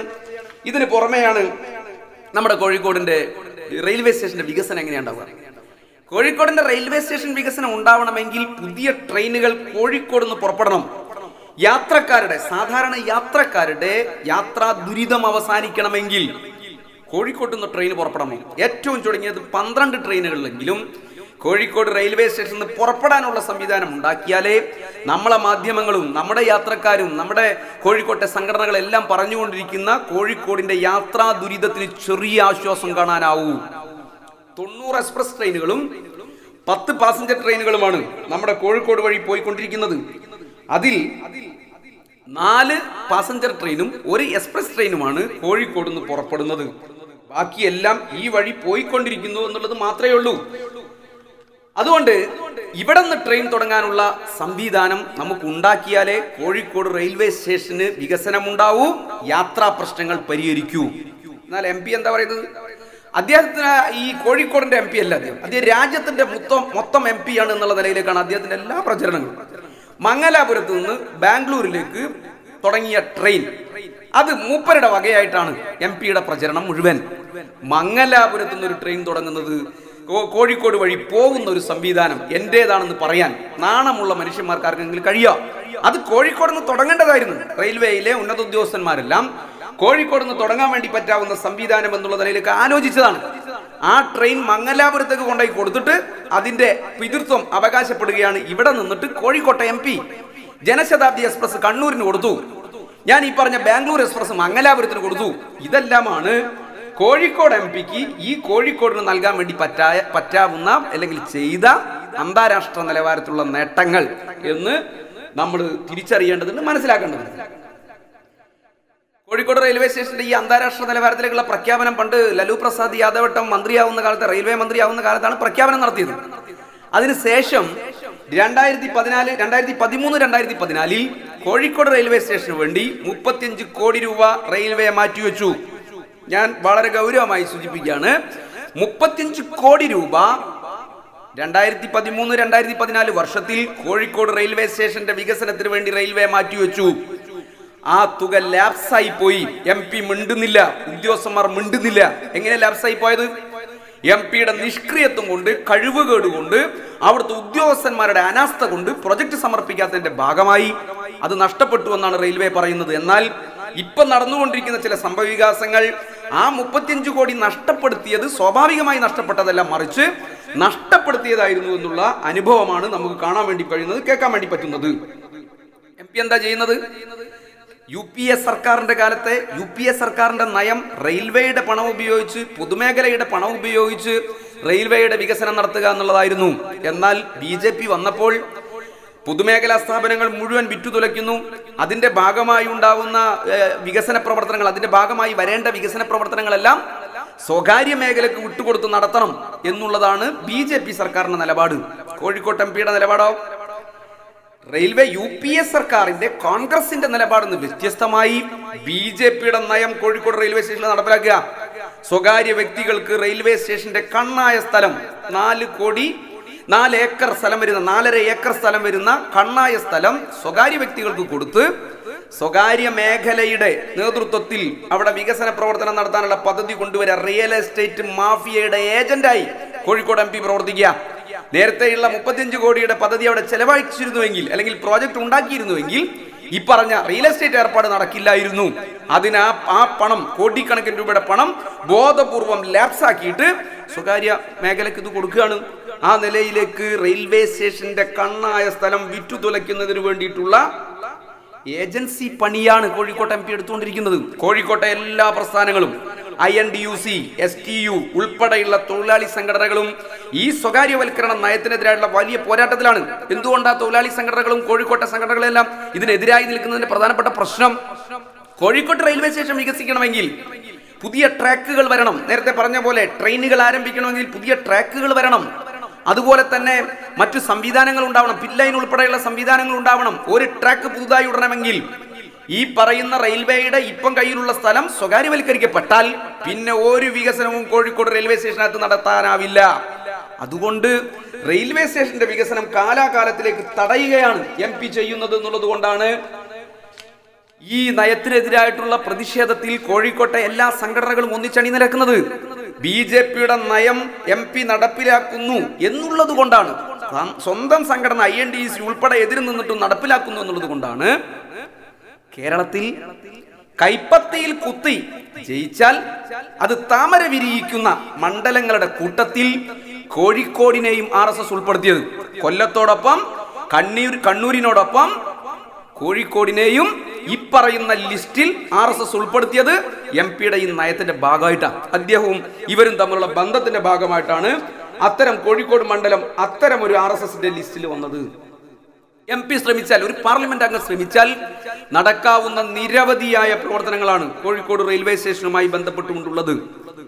നേരത്തെ സൂചിപ്പിച്ചതുപോലെ പുതിയ ട്രെയിനുകൾ തുടങ്ങണമെങ്കിൽ പിറ്റ് ലൈൻ ഉണ്ടാവണം. പിറ്റ് ലൈൻ ഉണ്ടാക്കുന്നതിന് വേണ്ടിയുള്ള സംവിധാനം, സ്ഥലം വെള്ളയിൽ റെയിൽവേ സ്റ്റേഷൻ പരിസരത്തുണ്ട്. നേരത്തെ അതൊക്കെ സംവിധാനങ്ങളുടെ ഒരു ആലോചനയെല്ലാം നടന്നതാണ്. എന്നാൽ അത് ഇതുവരെയും 10 വർഷക്കാലമായി ഒരു പിറ്റ് ലൈൻ സ്ഥാപിക്കാൻ ആവശ്യമുള്ള ഒരു സംവിധാനവും ഉണ്ടാക്കിയില്ല. പുതിയ ട്രാക്കുകൾ നിർമ്മിക്കാൻ ആവശ്യമുള്ള സ്ഥലം ഇപ്പൊ റെയിൽവേയുടെ കയ്യിലുണ്ട്. അത് ഇപ്പറഞ്ഞൊരു നിലപാടിന്റെ ഭാഗമായി ട്രാക്ക് നിർമ്മിക്കാൻ ആവശ്യമുള്ള ഒരു ശ്രമവും നടക്കുന്നില്ല. കല്ലായി വെസ്റ്റിൽ റെയിൽവേ സ്റ്റേഷനുകൾ സൗത്തും നോർത്തുമാക്കി വികസിപ്പിക്കുകയും ഫറോക്കും എലത്തൂരും ടെർമിനൽ സ്റ്റേഷനുകളാക്കി ഉയർത്തുകയും ചെയ്താൽ വിവിധ നിലകളിലേക്കുള്ള വികസന പ്രവർത്തനം ഈ 4 റെയിൽവേ സ്റ്റേഷനുകളിൽ കൂടി വന്നാൽ കോഴിക്കോടിന്റെ യാത്രാ ദുരിതം, റെയിൽവേ യാത്രാ ദുരിതം, റെയിൽവേ വികസനം എല്ലാം വലിയ നിലയിലേക്ക് നമുക്ക് നടത്താൻ വേണ്ടി പറ്റും. എന്നാൽ ഇത്തരം കാര്യങ്ങളെല്ലാം നടത്താൻ വേണ്ടി പറ്റാവുന്ന ഒരു MP ക്രിയാത്മകമായി ഇടപെട്ടാൽ നടക്കാൻ വേണ്ടി പറ്റാവുന്ന എല്ലാ പ്രവർത്തനങ്ങളും MP-യുടെ ചിത്രം വെച്ച ഫ്ലക്സിലെ സ്വപ്നങ്ങളായി കോഴിക്കോട് നഗരത്തിനകത്ത് ഇങ്ങനെ കിടക്കുകയാണ്, മാലിന്യ പ്രശ്നമായി നിൽക്കുന്നു എന്നുള്ളതാണ് നമ്മുടെ ഒരു അനുഭവം. ഇങ്ങനെ MP ക്രിയാത്മകമായി ചെയ്യേണ്ട കാര്യങ്ങളൊന്നും ചെയ്യാതെ മറ്റുള്ള കാര്യങ്ങളെല്ലാം ഇങ്ങനെ ഏറ്റെടുത്തുകൊണ്ടേ ഇരിക്കുകയാണ് മൂപ്പര്. VP സിംഗിന്റെ കാലത്താണ് റെയിൽവേ ഇരട്ടിപ്പും അതുപോലെ തന്നെ ഇലക്ട്രിക് ലൈൻ സ്ഥാപിക്കലുമായി ബന്ധപ്പെട്ട കാര്യങ്ങൾ വന്നത്. സംസ്ഥാന സർക്കാർ കറണ്ട് കൊടുക്കാൻ തയ്യാറായാൽ റെയിൽവേ എല്ലാ സ്ഥലത്തും ഇലക്ട്രിഫിക്കേഷൻ നടത്തും. നേരത്തെയുള്ള സ്വാഭാവികമായ പ്രവർത്തനമാണ് പാത ഇരട്ടിപ്പിക്കൽ. ഇതെല്ലാം തന്റെ നേട്ടമാണ്. ഷൊർണൂർ മുതൽ മംഗലാപുരം വരെയുള്ള പാത ഇരട്ടിപ്പിച്ചതും ഷൊർണൂർ മുതൽ കോഴിക്കോട് വരെ ഇലക്ട്രിഫിക്കേഷൻ നടത്തിയതും തന്റെ നേട്ടമാണെന്ന് ഒരു MP ഒരു നാണവുമില്ലാതെ പറയുക. VP സിംഗിന്റെ കാലത്ത് തുടങ്ങിയ പ്രവർത്തനം ഇതേപോലെ എല്ലാം മൂപ്പർ ഏറ്റെടുക്കുകയാണ്. മൂപ്പര് അറിയാത്തൊരു കാര്യം കോഴിക്കോട്ട് നടന്നു. ഇപ്പൊ ഒരു പുതിയ ഒരു എഞ്ചിൻ ഇറക്കുമതി ചെയ്തിട്ടുണ്ട്, ഇമ്പോർട്ട് ചെയ്ത ഒരു എഞ്ചിൻ ഉണ്ട്. അത് ഈ ഇലക്ട്രിക് ലൈനിലൂടെ യാത്ര ചെയ്തുകൊണ്ടിരിക്കുമ്പം അല്ലെങ്കിൽ അത് ഓടിക്കൊണ്ടിരിക്കുമ്പം തുടക്കത്തിൽ മാത്രമേ അതിന് കറണ്ട് ആവശ്യമുള്ളൂ. പിന്നീട് അത് തന്നെ കറണ്ട് ഉൽപ്പാദിപ്പിച്ച് ഈ ലൈനിലേക്ക് തിരിച്ചു കൊടുക്കും, സപ്ലൈ ചെയ്യും. ഒരു വെള്ള നിറത്തിലുള്ള ഒരു എഞ്ചിൻ ഇപ്പോൾ നമ്മുടെ ട്രാക്കിലൂടെ ഇടക്കെല്ലാം പോകുന്നത് നിങ്ങൾക്ക് കാണാൻ വേണ്ടി, റെയിൽവേയുടെ അടുത്തുള്ളവർക്ക് അല്ലെങ്കിൽ ശ്രദ്ധിക്കുന്നവർക്ക് കാണാൻ വേണ്ടി പറ്റും. അത് ഇമ്പോർട്ട് ചെയ്ത പുതിയ എഞ്ചിനാണ്. ബഹുമാനപ്പെട്ട MP ഇക്കാര്യം അറിയാത്തത് കൊണ്ട് അതിന്റെ പിതൃത്വം മൂപ്പർ ഏറ്റെടുത്തില്ല എന്നാണ് മനസ്സിലാക്കുന്നത്. അതുകൊണ്ട് ഈ പറഞ്ഞ നിലയിലേക്കുള്ള പ്രവർത്തനങ്ങളാണ് കോഴിക്കോട് റെയിൽവേ സ്റ്റേഷന്റെ അന്താരാഷ്ട്ര നിലവാരം സംബന്ധിച്ച് കഴിഞ്ഞ 10 വർഷമായി നടന്നത്. ഒന്നും നടന്നില്ല എന്നുള്ളതാണ് ഈ രാജ്യത്തിന്റെ, നമ്മുടെ നാടിന്റെ നേരിട്ടുള്ള അനുഭവം എന്ന് പറയുന്നത്. കടലുണ്ടി, ഫറോക്ക്, കല്ലായി, വെള്ളയിൽ, എലത്തൂർ തുടങ്ങിയ റെയിൽവേ സ്റ്റേഷനുകൾ ഇതിന്റെ പരിധിയിൽ വരുന്ന, നമ്മുടെ ഈ പാർലമെന്റ് മണ്ഡലത്തിന്റെ പരിധിയിൽ വരുന്നതാണ്. എല്ലാം ശോച്യാവസ്ഥയിൽ തുടരുകയാണ്. ഒരു പ്രവർത്തനവും ഒരു ചെറുവിരൽ അനക്കാൻ വേണ്ടി പോലും MPക്ക് ഈ കാലയളവിനിടയിൽ കഴിഞ്ഞില്ല. പല സ്റ്റേഷനുകളിലും പ്ലാറ്റ്ഫോമിന്റെ വലിപ്പമില്ലാത്തത് കൊണ്ട് തന്നെ യാത്രക്കാർ ട്രെയിനിൽ നിന്ന് ഇറങ്ങുമ്പോൾ പുറത്തേക്ക് വീഴുന്നത് സ്ഥിരമായ അനുഭവമാണ്. സ്ത്രീകൾ ഉൾപ്പെടെയുള്ളവർ നിരവധി വർഷങ്ങളായി ഈ ആവശ്യം ഉന്നയിച്ചുകൊണ്ടേയിരിക്കുകയാണ് ഈ നാട്. എന്നാൽ നമ്മുടെ MP നിഷ്ക്രിയനായതുകൊണ്ട് ഇത്തരം കാര്യങ്ങളൊന്നും നടക്കുന്നില്ല. അതുകൊണ്ട് തന്നെ ഈ ദുരിതം നാട്ടുകാർ അനുഭവിച്ചുകൊണ്ടേയിരിക്കുകയാണ്. സംസ്ഥാന സർക്കാരിന്റെ ഫണ്ട് ഉപയോഗിച്ചുകൊണ്ടാണ് റെയിൽവേ അണ്ടർ ബ്രിഡ്ജുകൾ മുഴുവൻ അല്ലെങ്കിൽ ഓവർ ബ്രിഡ്ജുകൾ മുഴുവൻ ഈ പാർലമെന്റ് മണ്ഡലത്തിന്റെ പരിധിക്കകത്ത് നിർമ്മിച്ചത്. എലത്തൂര്, വടക്കമ്പാട് അണ്ടർപാസുകൾ, ഫറോക്ക് വെസ്റ്റിൽ ഓവർ ബ്രിഡ്ജുകൾ, ഇതെല്ലാം ഇത് 4 പൂർണ്ണമായും സംസ്ഥാന സർക്കാരിന്റെ ഫണ്ട് ഉപയോഗിച്ച് നിർമ്മിച്ചവയാണ്. ഒരു രൂപ ഇക്കാര്യത്തിൽ MP ചെലവഴിച്ചിട്ടില്ല. എന്നാൽ എട്ടുകാലി മമ്മൂഞ്ഞിനെ പോലും നാണിപ്പിക്കുന്ന നിലയിലേക്ക് ഇതിന്റെ ഉത്തരവാദിത്തം അദ്ദേഹം ഏറ്റെടുത്തുകൊണ്ടേയിരിക്കുകയാണ്. ഒരു 10 രൂപ ഇതിന്റെ ബൈപ്പാസ് റോഡുകൾക്ക് വേണ്ടി അല്ലെങ്കിൽ അപ്രോച്ച് റോഡുകൾക്ക് വേണ്ടി മാറ്റിവെക്കാൻ തയ്യാറായിട്ട് പറയുകയാണ്. ഞാനാണ് ഇത് എന്ന് പറഞ്ഞാൽ കേൾക്കാൻ ഒരു രസമുണ്ട്. അതിന് പകരം സ്വയം അപഹാസ്യനാവുകയാണ്. സംസ്ഥാന സർക്കാരിന്റെ ഫണ്ട് ഉപയോഗിച്ചുകൊണ്ട് നടത്തിയ ഫ്ലൈ ഓവറുകളും അതുപോലെ തന്നെ അണ്ടർ ബ്രിഡ്ജുകളും തങ്ങളുടേതാണ് എന്ന് പറയുന്നതിന് വേണ്ടി നടത്തുന്ന ശ്രമം. ഇപ്പൊ കടലുണ്ടി ഓവർ ബ്രിഡ്ജിന് വേണ്ടി ബഡ്ജറ്റിൽ പണം മാറ്റിവെച്ചു. കുണ്ടായിത്തോട് അണ്ടർപാസിന് വേണ്ടിയിട്ടുള്ള സ്ഥലം മാറ്റിവെച്ചു. ഇതെല്ലാം ഇനി ഈ തെരഞ്ഞെടുപ്പ് അടുക്കുമ്പോഴത്തേക്കും മൂപ്പരുടേതായി ഫ്ലക്സിൽ വരും എന്നുള്ളത് അങ്ങനെ വന്നാൽ നമ്മൾ അത്ഭുതപ്പെടേണ്ട കാര്യമില്ല. ഇനി പിണറായി വിജയന്റെ സർക്കാരല്ല, ആര് ബഡ്ജറ്റിൽ വെച്ചാലും ഇനി വേറെ ആരെങ്കിലും ഇത് ഉണ്ടാക്കി കൊടുത്താലും എല്ലാം തന്റേതാണെന്ന് പറയാനുള്ള തൊലിക്കട്ടി MPക്ക് ഉള്ളിടത്തോളം കാലം നാണക്കേടിലാവുക, ഇതെല്ലാം കണ്ടിട്ട് തലകുനിക്കേണ്ടി വരിക നാട്ടുകാരാണ് എന്നുള്ളത് മാത്രമേ നമുക്ക് പറയാൻ വേണ്ടി പറ്റുകയുള്ളൂ. ഇവിടുത്തെ കോഴിക്കോട്ടെ ഏറ്റെടുക്കലൊന്നും പോരാഞ്ഞിട്ടാണ് ഇപ്പോ പുറമേയുള്ള കാര്യങ്ങൾ കൂടി മൂപ്പർ ഏറ്റെടുത്തുകൊണ്ടേ ഇരിക്കുകയാണ്. പുറമേയുള്ള കാര്യം എന്ന് പറഞ്ഞാൽ കോഴിക്കോട് വിമാനത്താവളത്തിൽ ടൈൽസ് വാങ്ങിയത്, കോഴിക്കോട് വിമാനത്താവളത്തിൽ പുതിയ ടെർമിനൽ ഉണ്ടാക്കിയത്, ഇതെല്ലാം തന്റെ നേട്ടമാണെന്ന് പറഞ്ഞു നടക്കുക. കോഴിക്കോട് വിമാനത്താവളം മലപ്പുറം ജില്ലക്കകത്താണ്, മലപ്പുറം പാർലമെന്റ് മണ്ഡലത്തിനകത്താണ്. ഒരു വിമാനത്താവളത്തിൽ സ്വാഭാവികമായി നടക്കുന്ന പ്രവർത്തനമാണ് നിലത്ത് ടൈൽസ് വാകല്, അതേപോലെ തന്നെ പുതിയ ടെർമിനൽ ഉണ്ടാക്കലെല്ലാം. കോഴിക്കോട്ട് നിന്ന് കോഴിക്കോട്ടെ MP ഞാനാണ് ഇതെല്ലാം ചെയ്യുന്നതെന്ന് പറയുമ്പോൾ അപമാനിതരാവുന്നത് മുസ്ലിം ലീഗിന്റെ സമുന്നതര നേതാക്കന്മാരാണെന്ന് മുസ്ലിം ലീഗ് അണികൾ ഒന്ന് ഓർക്കുന്നത് നന്നാവും. അഹമ്മദ് സാഹിബും അതേപോലെ തന്നെ PK കുഞ്ഞാലിക്കുട്ടി സാഹിബും ഒക്കെ മോശക്കാർ, അവരൊന്നിനും പറ്റാത്തവർ, അവരുടെ മണ്ഡലത്തിലുള്ള വികസന പ്രവർത്തനങ്ങൾ ഉൾപ്പെടെ താനാണ് നടത്തുന്നതെന്ന് അവകാശവാദം നടത്തുകയാണ് കോഴിക്കോട് MP ചെയ്തുകൊണ്ടിരിക്കുന്നത്. കോഴിക്കോട് വിമാനത്താവളവുമായി ബന്ധപ്പെട്ടുകൊണ്ട് വിവിധങ്ങളായ പ്രശ്നങ്ങൾ നിലനിൽക്കുന്നുണ്ട്. കോഴിക്കോട് വിമാനത്താവളത്തിന്റെ അടിസ്ഥാന പ്രശ്നം റൺവേയുടെ നീളമില്ലാത്ത പ്രശ്നമാണ്. റൺവേ നീളം കൂട്ടണമെങ്കിൽ അവിടെ പുതുതായി സ്ഥലമെടുക്കണം. ഏറ്റവും ചുരുങ്ങിയത് 160 ഏക്കർ സ്ഥലമെങ്കിലും ലഭിക്കണം. ആരാണ് അതിന് ഇത്രയും കാലം തടസ്സം നിന്നത്? അതിന് തടസ്സം നിന്നത് മുസ്ലിം ലീഗാണ്, UDF ആണ്. അവിടുത്തെ പഞ്ചായത്ത് ഭരിക്കുന്ന മുസ്ലിം ലീഗ്, അവിടുത്തെ MLA മുസ്ലിം ലീഗ്, അവിടുത്തെ MP മുസ്ലിം ലീഗ്, അവിടുന്ന് കാലാകാലങ്ങളിൽ ഈ പറയുന്ന നിലയിലേക്ക് ജനപ്രതിനിധികളായി പോകുന്നവരെല്ലാം മുസ്ലിം ലീഗ്. ഇടതുപക്ഷ ജനാധിപത്യ മുന്നണി സർക്കാരുകൾ അധികാരത്തിൽ വരുമ്പോൾ സ്ഥലം ഏറ്റെടുക്കാനും റൺവേയുടെ പ്രവർത്തനം വിപുലപ്പെടുത്തുന്നതിനും വേണ്ടി ആലോചിക്കുമ്പോൾ അതിനെല്ലാം തടസ്സം നിൽക്കുന്നത് മുസ്ലിം ലീഗുകാരാണ്. എന്നാൽ ഈ സർക്കാർ, പിണറായി വിജയൻ സർക്കാർ നല്ല നിശ്ചയദാർഢ്യത്തോടു കൂടി തീരുമാനിച്ചിരിക്കുന്നു 160 ഏക്കർ സ്ഥലം അവിടെ ഏറ്റെടുക്കണമെന്ന്. അതുമായി ബന്ധപ്പെട്ടുള്ള പ്രവർത്തനങ്ങൾക്ക് മുന്നോട്ട് പോവുകയാണ്. വൈഡ് ബോഡി വിമാനങ്ങൾ അവിടെ ഇറങ്ങുന്നത് ഇടക്കാലത്ത് നിർത്തിവെച്ചു, 3 വർഷം മുമ്പേ നിർത്തിവെച്ചു. നമ്മുടെ MP പറയുന്നത് ഞാൻ 30 മണിക്കൂർ നിരാഹാരം നടത്തിയിട്ടാണ് ഈ സാധനം തിരിച്ചു കൊണ്ടുവന്നെന്നാ. അപ്പോ ആ വൈഡ് ബോഡി വിമാനങ്ങൾ നിർത്തലാക്കിയതിന്റെ നേട്ടം ആർക്കാ? നിർത്തലാക്കിയതിന്റെ നേട്ടം അഹമ്മദ് സാഹിബിന്. മരിച്ചുപോയി അദ്ദേഹത്തിന്റെ കാലത്താണ് നിർത്തലാക്കപ്പെട്ടത്. നിർത്തലാക്കിയതിന്റെ ഉത്തരവാദിത്തം അഹമ്മദ് സാഹിബിന്, പുനഃസ്ഥാപിച്ചതിന്റെ ഉത്തരവാദിത്തം MK രാഘവന്. ഇതാണല്ലോ പ്രചരണം നടത്തിക്കൊണ്ടിരിക്കുന്നത്. വൈഡ് ബോഡി വിമാനങ്ങൾ ഇറക്കുന്നതുമായി ബന്ധപ്പെട്ടുകൊണ്ട്, അത് നിർത്തിവെച്ചതുമായി ബന്ധപ്പെട്ടുകൊണ്ട് എല്ലാ സംഘടനകളും സമരത്തിലേക്ക് പോയിട്ടുണ്ട്. അവസാനം 30 മണിക്കൂർ ഉപവാസ നാടകം നടത്താൻ MP നിർബന്ധിതനായത് എപ്പോഴായിരുന്നു? കേരള പ്രവാസി സംഘം 48 മണിക്കൂർ രാപ്പകൽ സമരം ഇന്ത്യൻ എയർലൈൻസിന്റെ ഓഫീസിന് മുന്നിൽ നടത്തി, എയർ ഇന്ത്യയുടെ ഓഫീസിന് മുന്നിൽ നടത്തി, കോഴിക്കോട്ട് നടത്തി. സഖാവ് എളമരം കരീം MP രാജ്യസഭക്കകത്ത് ഈ പ്രശ്നം ഉന്നയിച്ചു. രാജ്യസഭക്കകത്ത് വിഷയം അവതരിപ്പിച്ചു. സോഷ്യൽ മീഡിയ ഉൾപ്പെടെയുള്ള മാധ്യമങ്ങൾ വലിയ പ്രചരണം അതിന് നൽകി. ആയിരക്കണക്കായ ആളുകൾ അണിനിരത്തിക്കൊണ്ട് CPIM ഈ പറയുന്ന വിമാനത്താവളത്തിലേക്ക് മാർച്ച് നടത്തി. വലിയ പ്രക്ഷോഭങ്ങളും സമരങ്ങളും എല്ലാ സംഘടനകളും നടത്തി. CPIM-ഓ അല്ലെങ്കിൽ പ്രവാസി സംഘമോ മാത്രമല്ല, ലീഗ് നടത്തിയിട്ടുണ്ട്. കുഞ്ഞാലിക്കുട്ടി സാഹിബ് പാർലമെന്റിനകത്ത് ഈ പ്രശ്നം ഉന്നയിച്ചിട്ടുണ്ട്. ഇതെല്ലാം നടന്നിട്ടുണ്ട്. MK രാഘവൻ എന്ന് പറയുന്ന കോഴിക്കോട് MP എന്തെങ്കിലും ഇക്കാര്യത്തിൽ പാർലമെന്റിനകത്ത് പറഞ്ഞു എന്നുള്ളത് നമ്മൾ ആരും കേട്ടിട്ടില്ല. ഇപ്പറഞ്ഞ 3-4 പ്രശ്നങ്ങൾ, പ്രവാസി സംഘത്തിന്റെ രാപ്പകൽ സമരം, സഖാവ് എളമരം കരീം രാജ്യസഭക്കകത്ത് ഈ പ്രശ്നം ഉന്നയിച്ചത്, വലിയ വാർത്തയായത്, CPM നേതൃത്വത്തിലുള്ള പ്രക്ഷോഭം നടന്നത്, ഇതെല്ലാം കൂടി വന്നപ്പോൾ നിൽക്കക്കള്ളി ഇല്ലാതെയാണ് കോഴിക്കോട്ട് 30 മണിക്കൂർ ഉപവാസ നാടകം നടത്താൻ MP തയ്യാറായത് എന്നുള്ളതാണ് കോഴിക്കോടിന്റെ ഒരു അനുഭവം എന്ന് പറയുന്നത്. അതുകൊണ്ട് മലപ്പുറം ജില്ലയിലുള്ള വിമാനത്താവളത്തിന്റെ കാര്യം ഉൾപ്പെടെ ഏറ്റെടുക്കുന്ന നിലയിലേക്ക്, കോഴിക്കോട്ടുള്ളതൊന്ന് ഏറ്റെടുക്കുന്നതിന് പുറമെ പുറത്തുള്ളത് കൂടി ഏറ്റെടുക്കുന്ന അവസ്ഥയിലേക്ക് നമ്മുടെ ബഹുമാന്യനായ MP മാറി എന്നുള്ളതാണ് കഴിഞ്ഞ 10 വർഷക്കാലത്തെ നമ്മുടെ നഗരത്തിന്റെയും നമ്മുടെ പാർലമെന്റ് മണ്ഡലത്തിന്റെയും അനുഭവം എന്നുള്ളതാണ് അതുമായി ബന്ധപ്പെട്ട് സൂചിപ്പിക്കാനുള്ളത്. രണ്ടാമത്തെ പ്രശ്നം, നമ്മുടെ കേന്ദ്ര പദ്ധതികൾ ഒന്നും ഈ മണ്ഡലത്തിനകത്ത് വന്നില്ല എന്നുള്ളത് ഏറ്റവും പ്രധാനപ്പെട്ട പ്രശ്നമാണല്ലോ. കേന്ദ്ര പദ്ധതികൾ കൊണ്ടുവരുന്നതുമായി ബന്ധപ്പെട്ടും അത് കൊണ്ടുവന്നതുമായി ബന്ധപ്പെട്ടുമെല്ലാം എല്ലാ ഘട്ടത്തിലും ഞാൻ തുടക്കത്തിൽ പറഞ്ഞതുപോലെ MP-യുടെ ഫ്ലെക്സ് ബോർഡുകളായിരുന്നു ഈ നഗരവും ഈ മണ്ഡലവും മുഴുവൻ. എന്തായിരുന്നു അതിന്റെ തുടരനുഭവങ്ങൾ എന്ന് ഇപ്പോൾ പരിശോധിക്കുന്നത് നന്നാവും. ഇപ്പോഴും അക്കാലത്ത് പറഞ്ഞതെല്ലാം വീണ്ടും വാഗ്ദാനങ്ങളായി പറഞ്ഞു നടക്കുകയാണ് ഇദ്ദേഹം. അതുകൊണ്ട് അന്ന് പറഞ്ഞ കാര്യങ്ങൾ എന്തെല്ലാമാണ് ഇപ്പോഴത്തെ അവസ്ഥ എന്ന് പരിശോധിക്കുന്നത് നന്നാവും. കുന്നത്ര ടെക്സ്റ്റൈൽസ് കിൻഫ്ര ഏറ്റെടുത്തതായി അതിന്റെ ഉത്തരവാദിത്തം ഞാനാണെന്നും പറഞ്ഞു ബാലുശ്ശേരി മുതൽ കോഴിക്കോട്ടേക്കുള്ള എല്ലാ വഴികളിലും MP-ക്ക് അഭിവാദ്യം അർപ്പിച്ചുകൊണ്ട് ഫ്ലക്സ് വെച്ചു. വലിയ പ്രചരണം കഴിഞ്ഞ തെരഞ്ഞെടുപ്പിൽ നടത്തി.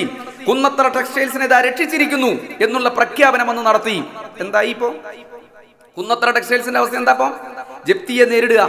600ഓളം വരുന്ന തൊഴിലാളികളെയും ഒരു നാടിനെയും പാച്ചക്ക് വഞ്ചിക്കുകയും പറ്റിക്കുകയുമായിരുന്നു കോഴിക്കോട് MP ചെയ്തത് എന്നുള്ളതാണ് അനുഭവം. അതിനു പുറമെയാണ് ഫ്ലക്സ് വെച്ചുകൊണ്ട് പാരിസ്ഥിതിക പ്രശ്നങ്ങൾ ഉണ്ടാക്കിയതും. അവിടെ നിൽക്കുന്നില്ല. ചാലിയത്തെ നിർദ്ദേശ്, സഖാവ് എളമരം കരീം കോഴിക്കോടിന്റെ വികസന സ്വപ്നങ്ങൾക്ക് ചിറകുകൾ നൽകിയ 2006 VS അച്യുതാനന്ദൻ മന്ത്രിസഭയിലെ വ്യവസായ വകുപ്പ് മന്ത്രിയായി രാജ്യത്തിന് മാതൃകയായ ജനനേതാവ്. അദ്ദേഹം മന്ത്രിയായിരിക്കുമ്പോഴാണ് കേന്ദ്ര പ്രതിരോധ വകുപ്പിന്റെ ഷിപ്പ് ഡിസൈൻ സെന്റർ ചാലിയത്ത് കൊണ്ടുവരാൻ, കേരളത്തിൽ കൊണ്ടുവരാൻ വേണ്ടി തീരുമാനിച്ചത്. സ്ഥലം അന്വേഷിച്ചു, പ്രതിരോധ വകുപ്പുമായി ചർച്ച നടത്തി. അന്നത്തെ പ്രതിരോധ മന്ത്രി AK ആന്റണി സഹകരിച്ചു. AK ആന്റണിയുടെ സഹകരണവും എളമരം കരീമിന്റെ നിശ്രാന്തമായ പരിശ്രമത്തിന്റെയും ഭാഗമായി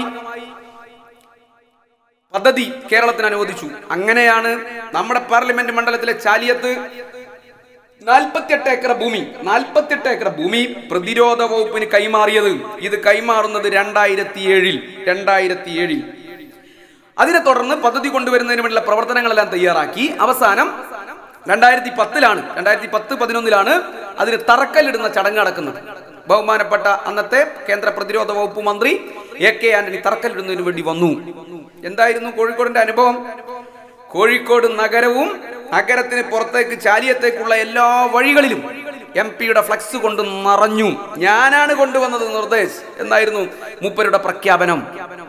2007 സ്ഥലമെടുപ്പ് നടത്തി തുടങ്ങിയ ഒരു പദ്ധതി 2009 MP ആയ ഒരാൾ പ്രഖ്യാപിക്കുക ഞാനാണ് കൊണ്ടുവന്നതെന്ന്. അവിടെ നിൽക്കട്ടെ.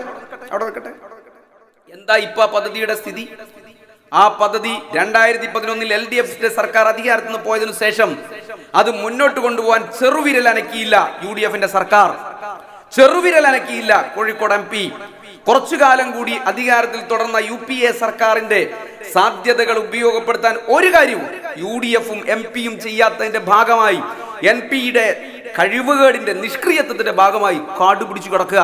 അവിടെ ഒരു കേന്ദ്ര സർക്കാരിന്റെ വലിയൊരു വ്യവസായ സംരംഭം വന്ന് ആയിരക്കണക്കായ ചെറുപ്പത്തിന് തൊഴിൽ നൽകാനും നാടിന്റെ പൊതുവായ വികസനത്തിന് വലിയ സാധ്യതകൾ ഉണ്ടാവുകയും ചെയ്യുമായിരുന്ന കേരളത്തിലെ ജനങ്ങൾ വലിയ പ്രതീക്ഷയോടുകൂടി നോക്കിക്കണ്ട ആ പദ്ധതിയെ തകർക്കുകയായിരുന്നു കേന്ദ്ര സർക്കാരും MP-യും ചേർന്ന് എന്നുള്ളതായിരുന്നു അനുഭവം. ഈ നാടിന്റെ പ്രതീക്ഷകളെ തകർത്തു, ചെറുപ്പത്തിന്റെ പ്രതീക്ഷകളെ തകർത്തു. അത് കൊണ്ടുവരുമ്പം ഈ പറയുന്ന നിലയിലേക്ക് അതിന്റെ പിതൃത്വം ഏറ്റെടുത്ത് ഏറ്റവും അധികം പ്രചരണം നടത്തിയത് അദ്ദേഹമായിരുന്നു എന്നുള്ള കാര്യം നമ്മൾ മറന്നുപോയിക്കൂടാ. നമ്മുടെ സംസ്ഥാന സർക്കാരിന്റെ 48 ഏക്കർ ഭൂമി ഇപ്പറഞ്ഞ നിലയിലേക്ക് പ്രതിരോധ വകുപ്പിന് കൈമാറി എന്നുള്ളതല്ലാതെ മറ്റൊരു നേട്ടവും അതുകൊണ്ട് നമുക്കുണ്ടായില്ല എന്നുള്ള വഞ്ചനാപരമായ അന്തരീക്ഷമാണ് നമുക്കുണ്ടായിട്ടുള്ളത്. ചെറുവണ്ണൂർ സ്റ്റീൽ കോംപ്ലക്സ് ഈ പാർലമെന്റ് മണ്ഡലത്തിൽ പ്രധാനപ്പെട്ട ഒരു പൊതുമേഖലാ സ്ഥാപനമാണ്. 2001 മുതൽ 2006 വരെ കേരളം ഭരിച്ച UDF സർക്കാർ അവരുടെ പൊതുമേഖലാ സ്വകാര്യവൽക്കരണത്തിന്റെ ഭാഗമായി അടച്ചുപൂട്ടിയതാണ് ആ കമ്പനി. ഉപേക്ഷിക്കാൻ തീരുമാനിച്ചാണ് കമ്പനി. ആ കാലത്ത് ഒരു കമ്മീഷനെ നിശ്ചയിച്ച് കുറെ പൊതുമേഖലാ സ്ഥാപനങ്ങൾ അടച്ചുപൂട്ടാൻ വേണ്ടി തീരുമാനിച്ചു. അങ്ങനെ അടച്ചുപൂട്ടാനും ഉപേക്ഷിക്കാനും തീരുമാനിച്ച് പൂട്ടിയിട്ട കമ്പനിയായിരുന്നു സ്റ്റീൽ കോംപ്ലക്സ്. 2006 എളമരം കരീം കേരളത്തിന്റെ വ്യവസായ വകുപ്പ് മന്ത്രിയായി. ഈ പറയുന്ന നിലയിലേക്ക് എന്തെല്ലാം സാധ്യതകൾ ഉപയോഗിച്ച് കേരളത്തിലേക്ക് വ്യവസായങ്ങളും മറ്റു സംരംഭങ്ങളും കൊണ്ടുവരാൻ വേണ്ടി കഴിയുമോ എന്ന് അദ്ദേഹം ആലോചിച്ചു. അതിന്റെ ഭാഗമായിട്ടാണ് സ്റ്റീൽ അതോറിറ്റി ഓഫ് ഇന്ത്യയുമായി ബന്ധപ്പെട്ടുകൊണ്ടൊരു സംയുക്ത സംരംഭം സെയിലുമായി ഉണ്ടാക്കി ഈ സ്റ്റീൽ കോംപ്ലക്സിനെ രക്ഷിക്കാനുള്ള പദ്ധതി തയ്യാറാക്കിയത്. 2007 400 കോടി രൂപയോളം വരുന്ന സ്റ്റീൽ കോംപ്ലക്സിന്റെ എല്ലാ ബാധ്യതകളും സംസ്ഥാന സർക്കാർ തീർത്തു. ക്ലീൻ സ്ലേറ്റിൽ സെയിലുമായി സംയുക്ത സംരംഭം തുടങ്ങി. അതിന്റെ ഉദ്ഘാടനത്തിന് വേണ്ടി സംയുക്ത സംരംഭത്തിന്റെ പ്രഖ്യാപനത്തിന് വേണ്ടി രാംവിലാസ് പസ്വാൻ കോഴിക്കോട് വന്നപ്പോൾ ഈ പരിപാടി നടക്കുന്ന ഘട്ടത്തിൽ കോഴിക്കോട് നഗരം മുഴുവൻ നിറഞ്ഞത് രാഘവൻ അഭിവാദ്യങ്ങളായിരുന്നു. MP-ക്ക് അഭിവാദ്യങ്ങൾ വെച്ചുകൊണ്ടുള്ള ബോർഡുകളായിരുന്നു. മറന്നുപോരുത് നമ്മൾ. ഒരു പങ്കും 2007 തുടങ്ങിയ ഇതിന്റെ സംഭാഷണങ്ങൾ, ഇതിന്റെ പദ്ധതികളെല്ലാം 2007 തുടങ്ങിയതാണ്. 2009 MP ആയ ഒരാൾ പ്രഖ്യാപിക്കുകയാണ് ഇത് ഞാൻ കൊണ്ടുവന്നതാണ് എന്ന് പറഞ്ഞ് പ്രഖ്യാപനം നടത്തുകയാണ്, ഫ്ലക്സ് വെക്കുകയാണ്. ഒരു നാണവും മാനവും ഇല്ലാതെ നഗരം മുഴുവൻ ഫ്ലക്സ് കൊണ്ടുപോയി വെച്ചു. എന്താ സ്റ്റീൽ കോംപ്ലക്സിന്റെ ഇന്നത്തെ അവസ്ഥ? എന്തായിരുന്നു അന്നുണ്ടായിരുന്ന സംയുക്ത സംരംഭത്തിലെ പ്രധാനപ്പെട്ട എഗ്രിമെന്റുകൾ എന്ന് പറയുന്നത്? 1, സെയിൽ പണം മുടക്കി അവിടെ റീറോളിംഗ് മിൽ ഉണ്ടാക്കുന്നു. അതാണ് ഏറ്റവും പ്രധാനപ്പെട്ട കാര്യം. 2, സെയിൽ ബില്ലറ്റ് നൽകുന്നു, എന്നിട്ട് സ്റ്റീൽ കോംപ്ലക്സ് കമ്പി ഉണ്ടാക്കുന്നു, വിൽക്കുന്നു. ഇതായിരുന്നു 2 പ്രധാനപ്പെട്ട കാര്യങ്ങൾ. 2011 LDF-ന് ഗവൺമെന്റ് അധികാരത്തിൽ നിന്ന് പോയി. ആ സ്റ്റീൽ കോംപ്ലക്സിന്റെ തകർച്ച അന്ന് തുടങ്ങി. സെയിൽ പണം നൽകാൻ തയ്യാറായില്ല. സംസ്ഥാന സർക്കാരിന്റെയും നിലപാടിന്റെ ഭാഗമായി സെയിൽ പണം നൽകാൻ തയ്യാറായില്ല. അവസാനം ബാങ്കിൽ നിന്ന് ലോൺ എടുത്ത് സ്റ്റീൽ കോംപ്ലക്സിന്റെ കോമ്പൗണ്ടിനകത്ത് റീറോളിംഗ് മിൽ തുടങ്ങുന്നതിന് വേണ്ടിയുള്ള പ്രവർത്തനം നടത്തി. കുറച്ച് കഴിഞ്ഞപ്പം സെയിൽ ബില്ലറ്റ് കൊടുക്കുന്നത് നിർത്തി. ഇതോടുകൂടി വീണ്ടും ആ കമ്പനി അടച്ചുപൂട്ടലിന്റെ വക്കത്താണ്, അല്ലെങ്കിൽ അടച്ചുപൂട്ടേണ്ട അവസ്ഥയിൽ എത്തി നിൽക്കുകയാണ്. ചെറുവിരലനക്കാൻ ഇതുമായി ബന്ധപ്പെട്ട് MP-ക്ക് ആയോ? 9 കോടി രൂപ ഞാൻ സാധ്യമാക്കി എന്നെല്ലാം പറയുന്നത് എളമരം കരീമിന്റെ കാലത്ത് 2007 ഉണ്ടാക്കിയ അഗ്രിമെന്റിന്റെ ഭാഗമായിട്ടാ. ആ കമ്പനി ഇന്ന് പൂട്ടാൻ നിൽക്കുക. 5 കൊല്ലക്കാലമായിട്ട് അതിനുവേണ്ടി ഒരു കാര്യവും ചെയ്യാത്ത, സെയിലുമായോ കേന്ദ്ര സർക്കാരുമായോ ബന്ധപ്പെട്ട് ഏതെങ്കിലും നിലയിലേക്ക് ആ പ്രൊജക്ടിനെ സഹായിക്കാൻ തയ്യാറാവാത്ത നിഷ്ക്രിയനായ ഒരു മനുഷ്യൻ ഇപ്പൊ സമരമായിട്ട് വരികയാണ്. ഇപ്പോ സ്റ്റീൽ കോംപ്ലക്സിന് ഞാൻ ഈ പറഞ്ഞ തുക നേടിക്കൊടുത്തു എന്നും പറഞ്ഞുള്ള അവകാശവാദവുമായിട്ട് നടക്കുക. സ്റ്റീൽ കോംപ്ലക്സിന്റെ അവസ്ഥ എന്താ അറിയോ? UDF വരുമ്പോഴെല്ലാം സ്റ്റീൽ കോംപ്ലക്സ് പൊളിക്കും. കാരണം എന്താ? സ്വകാര്യ സ്റ്റീൽ മുതലാളിമാരെ സഹായിക്കുന്നതിന് വേണ്ടി അവർക്ക് ലാഭമുണ്ടാക്കി കൊടുക്കുന്നതിന് വേണ്ടി സ്റ്റീൽ കോംപ്ലക്സിൽ മിനിമം നിരക്കിൽ കമ്പി ഉണ്ടാക്കി വിറ്റാൽ സ്വകാര്യ മുതലാളിമാരുടെ കമ്പിയേക്കാളും കുറഞ്ഞ വിലക്ക് കമ്പി നാട്ടുകാർക്ക് കൊടുക്കാനാവും. അതിനെ തകർക്കുക, സ്വകാര്യ മുതലാളിമാരെ രക്ഷിക്കുക എന്നുള്ള നിലപാട് എല്ലാ കാലത്തും UDF എടുത്തതിന്റെ ഭാഗമായിട്ടാണ് സ്റ്റീൽ കോംപ്ലക്സ് തകരുന്നത്. LDF പോകുമ്പോൾ UDF വന്നാൽ സ്റ്റീൽ കോംപ്ലക്സ് തകരുന്നത്. 87 സർക്കാരിന്റെ കാലത്ത് സഖാവ് ഗൗരി അമ്മ വ്യവസായ വകുപ്പ് മന്ത്രിയാകുമ്പോൾ അവിടെ റീറോളിംഗ് മില്ല് തുടങ്ങുന്നതിന് വേണ്ടി തറക്കല്ലിട്ടു. അതിന്റെ പണിയെല്ലാം തുടങ്ങി, അതിന്റെ പ്രവർത്തനങ്ങൾ ഏകദേശം പകുതിയായി. അതിനുശേഷം 2001 UDF അധികാരത്തിൽ വന്നു. 1991 UDF അധികാരത്തിൽ വന്നു. കുഞ്ഞാലിക്കുട്ടി വീണ്ടും വ്യവസായ വകുപ്പ് മന്ത്രിയായി. അടിക്കല്ല് വരെ മാന്തി കൊണ്ടുപോയി സ്റ്റീൽ കോംപ്ലക്സിന്റെ റീറോളിംഗ് മില്ലിന്റെ. മറന്നുപോരുത് നമ്മൾ. UDF വരുമ്പോൾ ഈ കുത്തകകളെ സഹായിക്കാൻ സ്റ്റീൽ കോംപ്ലക്സിനെ തകർക്കും. ആ തകർക്കലിന്റെ തുടർച്ചയാണ് ഇപ്പോഴും സ്റ്റീൽ കോംപ്ലക്സിനെ സംബന്ധിച്ച് ഉണ്ടായിട്ടുള്ളത്. പക്ഷേ നമ്മുടെ മമ്മൂഞ്ഞിന്റെ അവകാശവാദങ്ങൾക്ക് ഒരു കുറവും ഇല്ല എന്നുള്ളതാണ് നമ്മൾ കണ്ടുകൊണ്ടിരിക്കുന്ന കാര്യം. മാവൂർ ഗ്രാസിം ഭൂമിയിൽ വ്യവസായം കഴിഞ്ഞ 10 കൊല്ലമായിട്ട് നമ്മൾ കേട്ടുകൊണ്ടിരിക്കുക. എന്തെങ്കിലും നിലയിലേക്ക് ഇടപെടൽ നടത്താനോ എന്തെങ്കിലും ചെയ്യാനോ അദ്ദേഹത്തിന് ഇതുവരെ കഴിഞ്ഞിട്ടില്ല. ഞാൻ പറഞ്ഞത് കേന്ദ്ര സർക്കാരിന്റെ നിയന്ത്രണത്തിലുള്ള ഏതെങ്കിലും ഒരു പുതിയ പദ്ധതി, 10 പേർക്ക് തൊഴിൽ കൊടുക്കാൻ വേണ്ടി പറ്റാവുന്ന ഒരു പദ്ധതി കൊണ്ടുവരാൻ നിഷ്ക്രിയനായ ഒരു MP ഉള്ളത് കൊണ്ട് മാത്രമാണ് ഈ കോഴിക്കോടിന് ഇത്രയും നഷ്ടമുണ്ടായിട്ടുള്ളത്. വ്യവസായ മേഖലക്കകത്ത് വ്യവസായികൾ, ചെറുകിട വ്യവസായത്തിന്റെ ഒരു പ്രധാനപ്പെട്ട കേന്ദ്രമാണല്ലോ കോഴിക്കോട് പാർലമെന്റ് മണ്ഡലം. പ്രത്യേകിച്ച് ഫറൂഖ്, ചെറുവണ്ണൂർ നഗരത്തോട് ചേർന്നുകൊണ്ടുള്ള പ്രദേശം, ഒളവണ്ണ എല്ലാം കൂടി ചേർന്നാൽ നിരവധിയായ ചെറുകിട വ്യവസായങ്ങളാണ്. ഏറ്റവും പ്രധാനപ്പെട്ടത് നമ്മുടെ ചെരുപ്പ് വ്യവസായം തന്നെ. ഒരു ഘട്ടത്തിൽ ബഹുമാനപ്പെട്ട MP ഒരു പ്രഖ്യാപനം നടത്തി. അന്താരാഷ്ട്ര നിലവാരത്തിലുള്ള ഒരു footwear design and development institute FDDI സ്ഥാപിക്കും. എവിടെ? രാമനാട്ടുകരയിലെ അഡ്വാൻസ് ടെക്നോളജി പാർക്കിന് വേണ്ടി LDF സർക്കാരിന്റെ കാലത്ത് അക്വയർ ചെയ്തെടുത്ത ഭൂമിയിൽ 2 ഏക്കർ ഭൂമി സംസ്ഥാന സർക്കാർ നൽകിയാൽ ഇത് നൽകും എന്ന് പ്രഖ്യാപിച്ചു. സംസ്ഥാന സർക്കാർ പറഞ്ഞു 2 ഏക്കർ ഭൂമി നൽകാം. കാരണം ഇത് ഏറ്റവും പ്രധാനപ്പെട്ട ഒരു സ്ഥാപനമാണ്. ഇന്ത്യ രാജ്യത്ത് തന്നെ ആകെ 4 എണ്ണമേ ഉള്ളൂ. 5ാമത്തത് ഇതാ കോഴിക്കോടിന് കിട്ടാൻ വേണ്ടി പോകുന്നു. പ്രഖ്യാപനം നടത്തി. സംസ്ഥാന സർക്കാർ സ്ഥലം കൂടി തരാന്നതോടുകൂടി പ്രഖ്യാപനം നടന്നു. രാജ്യം മുഴുവൻ MP-യുടെ ഫ്ലക്സ് ബോർഡുകൾ വന്നു. എല്ലാ വ്യവസായികൾക്കും കച്ചവടക്കാർക്കും എല്ലാം MP-യുടെ ചിത്രം വെച്ച കാർഡുകൾ വിവിധ നിലകളിലേക്ക് പ്രചരിപ്പിച്ചു. പക്ഷേ വർഷം 6 കഴിഞ്ഞിട്ടും ഇതുവരെയും FDDI മാത്രം വന്നില്ല. ഫ്ലക്സിന്റെ പട്ടിക ഇപ്പോഴും പലയിടത്തും തൂങ്ങിക്കിടക്കുന്നു. FDDI മാത്രം വന്നില്ല. ചെറുകിട ഫുഡ്വെയർ അസോസിയേഷൻകാർക്ക് അവർ ഉപഹാരമായി നൽകിയ 6 അടി വലിപ്പമുള്ള നിലവിളക്കിന്റെ പൈസ പോയി എന്നുള്ളതല്ലാതെ FDDI ഇല്ല, ഈ പറയുന്ന ഇൻസ്റ്റിറ്റ്യൂട്ടും വന്നില്ല എന്നുള്ളതാണ് നമ്മുടെ ഒരു അനുഭവം. ഇതേപോലെ എന്തും പ്രഖ്യാപിക്കുകയും എന്തിനും അവകാശവാദം ഉന്നയിക്കുകയും ചെയ്യുന്ന നാണം കെട്ട പ്രവർത്തനങ്ങൾ മാത്രമാണ് വ്യവസായ മേഖലക്കകത്ത് നടന്നിട്ടുള്ളത്. വടക്കൻ മലബാറിന്റെ ആരോഗ്യ ഹബ്ബായി വികസിപ്പിക്കപ്പെടുകയാണ് കോഴിക്കോട് മെഡിക്കൽ കോളേജ്. ഏറ്റവും പ്രധാനപ്പെട്ട ആരോഗ്യ മേഖലയിലെ സ്ഥാപനം. കോടിക്കണക്കിന് രൂപയുടെ പ്രൊജക്ടുകളാണ് ഇടതുപക്ഷ ജനാധിപത്യ മുന്നണി സർക്കാർ മെഡിക്കൽ കോളേജിനകത്ത് നടപ്പിലാക്കിക്കൊണ്ടിരിക്കുന്നത്. ഏറ്റവും ആധുനികമായ ചികിത്സ, എല്ലാ വിഭാഗത്തിലുമുള്ള ഏറ്റവും ആധുനികമായ ചികിത്സ പാവങ്ങൾക്ക് ലഭ്യമാക്കുക എന്നുള്ള സംസ്ഥാന സർക്കാരിന്റെ നയത്തിന്റെ ഭാഗമായി വിവിധ മേഖലക്കകത്ത് വിവിധ പദ്ധതികൾ ഉണ്ടാക്കി, ഡീറ്റെയിൽ പ്രൊജക്ടുകൾ ഉണ്ടാക്കി വിവിധ ഏജൻസികൾക്കും ആരോഗ്യ മന്ത്രാലയത്തിനും കേന്ദ്ര സർക്കാരിനും എല്ലാം സമർപ്പിക്കുകയാണ്. എവിടെ നിന്നെല്ലാം പണം ലഭിക്കാൻ സാധ്യതയുണ്ടോ അതെല്ലാം ഉപയോഗപ്പെടുത്തി ഈ പറയുന്ന ആരോഗ്യ മേഖല ഏറ്റവും പാവപ്പെട്ടവർക്ക് പ്രാപ്യമാക്കുക എന്നുള്ള ഇടതുപക്ഷ ജനാധിപത്യ മുന്നണി സർക്കാരുകളുടെ അടിസ്ഥാന നിലപാടിന്റെ അടിസ്ഥാനത്തിൽ മെഡിക്കൽ കോളേജിൽ നിരവധിയായ വികസന പ്രവർത്തനങ്ങൾ നടന്നു. എന്നാൽ കോഴിക്കോട്ട് MP എന്താ മെഡിക്കൽ കോളേജിന് വേണ്ടി ചെയ്തത്? ഒരു വർഷം ഒരു MPക്ക് കിട്ടുന്നത് 5 കോടി രൂപയാണ്. 10 വർഷം കൊണ്ട് കോഴിക്കോട് MPക്ക് കിട്ടിയത് 50 കോടി രൂപയാണ്. കോഴിക്കോട് മെഡിക്കൽ കോളേജിന് വേണ്ടി അദ്ദേഹം ചെലവഴിച്ചത് വെറും 50 ലക്ഷം രൂപ മാത്രം. അത് എങ്ങനെ? മാതൃഭൂമി മുൻകൈയെടുത്ത് വിവിധ വ്യക്തികൾ, സ്ഥാപനങ്ങൾ ഇവരെ എല്ലാം കൂടി കൂട്ടി അവിടുത്തെ ഡയാലിസിസ് മെഷീനുകളുടെ എണ്ണം വർദ്ധിപ്പിക്കാനും അതിന്റെ സൗകര്യങ്ങൾ വർദ്ധിപ്പിക്കുന്നതിന് വേണ്ടി ഒരു ജീവകാരുണ്യ പദ്ധതി തയ്യാറാക്കി. ആ പദ്ധതിയിൽ AK ആന്റണി, വയലാർ രവി അങ്ങനെയുള്ള ബഹുമാനപ്പെട്ട രാജ്യസഭാ അംഗങ്ങളായിട്ടുള്ള MP-മാർ പണം കൊടുത്തു. കോഴിക്കോട്ടെ നിരവധിയായ മനുഷ്യസ്നേഹികൾ, ജീവകാരുണ്യ പ്രവർത്തനം നടന്ന മനുഷ്യസ്നേഹികൾ പണം സംഭാവന ചെയ്തു. അതിന്റെ കൂടെ 50 ലക്ഷം രൂപ കോഴിക്കോട് MPയും കൊടുത്തു.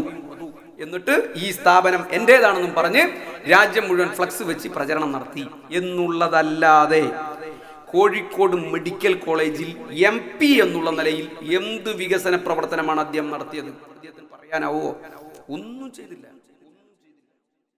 2 കോടി രൂപയാണ് 2 കോടി രൂപയാണ് തിരുവനന്തപുരം സ്വദേശിനിയായിട്ടുള്ള CPIMന്റെ സംസ്ഥാന കമ്മിറ്റി അംഗമായിട്ടുള്ള TN സീമ കോഴിക്കോട് മെഡിക്കൽ കോളേജിന് ഓങ്കോളജി വാർഡ് നിർമ്മിക്കാനും ഓങ്കോളജി വിഭാഗത്തിലെ ICU പൂർണ്ണമായും എയർ കണ്ടീഷൻ ചെയ്യുന്നതിന് വേണ്ടി 2 കോടി രൂപയാണ് കൊടുത്തത്. 2 കോടി രൂപ. KK രാഗേഷ് MP 38 ലക്ഷം രൂപയാണ് ചെസ്റ്റ് ഹോസ്പിറ്റലിൽ വിശ്രമ കേന്ദ്രം നിർമ്മിക്കുന്നതിന് വേണ്ടി ചെലവഴിച്ചത്. അതിന്റെ പണി പൂർത്തീകരിച്ചത്. കോഴിക്കോട് MLA A പ്രദീപകുമാർ 2 കോടി രൂപയാണ് IMCHൽ വിശ്രമ കേന്ദ്രം സ്ഥാപിക്കുന്നതിന് വേണ്ടി ചെലവഴിച്ചതും പണി പൂർത്തീകരിച്ചതും. തിരുവനന്തപുരത്തും കണ്ണൂരിൽ നിന്നുള്ള CPIMന്റെ സംസ്ഥാന കമ്മിറ്റി അംഗങ്ങളും രാജ്യസഭാംഗങ്ങളുമായിട്ടുള്ള വ്യക്തികൾ TN സീമയും KK രാഗേഷും ചെലവഴിച്ചതിന്റെ 4/1 പോലും കോഴിക്കോട്ട് MP മെഡിക്കൽ കോളേജിൽ ചെലവഴിച്ചില്ല എന്നുള്ളത് അപമാനകരമായ കാര്യമാണ്.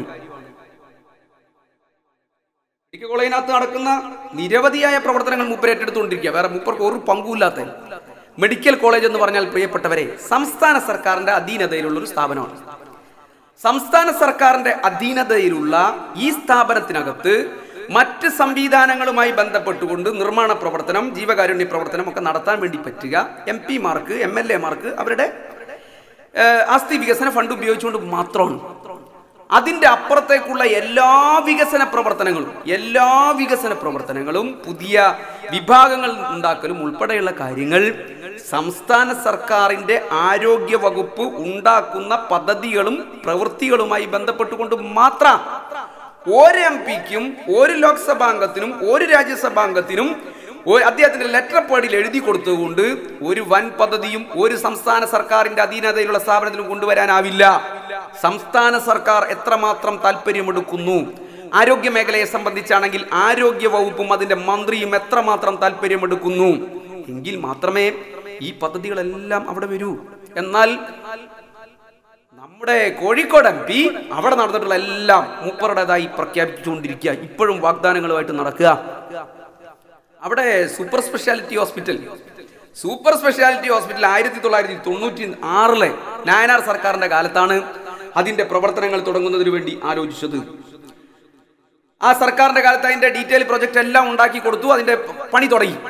പിന്നീട് അധികാരത്തിൽ വന്ന UDF-ന്റെ സർക്കാർ ആ സൂപ്പർ സ്പെഷ്യാലിറ്റി ബ്ലോക്ക് സ്വകാര്യവൽക്കരിക്കാൻ വേണ്ടി തീരുമാനിച്ചു.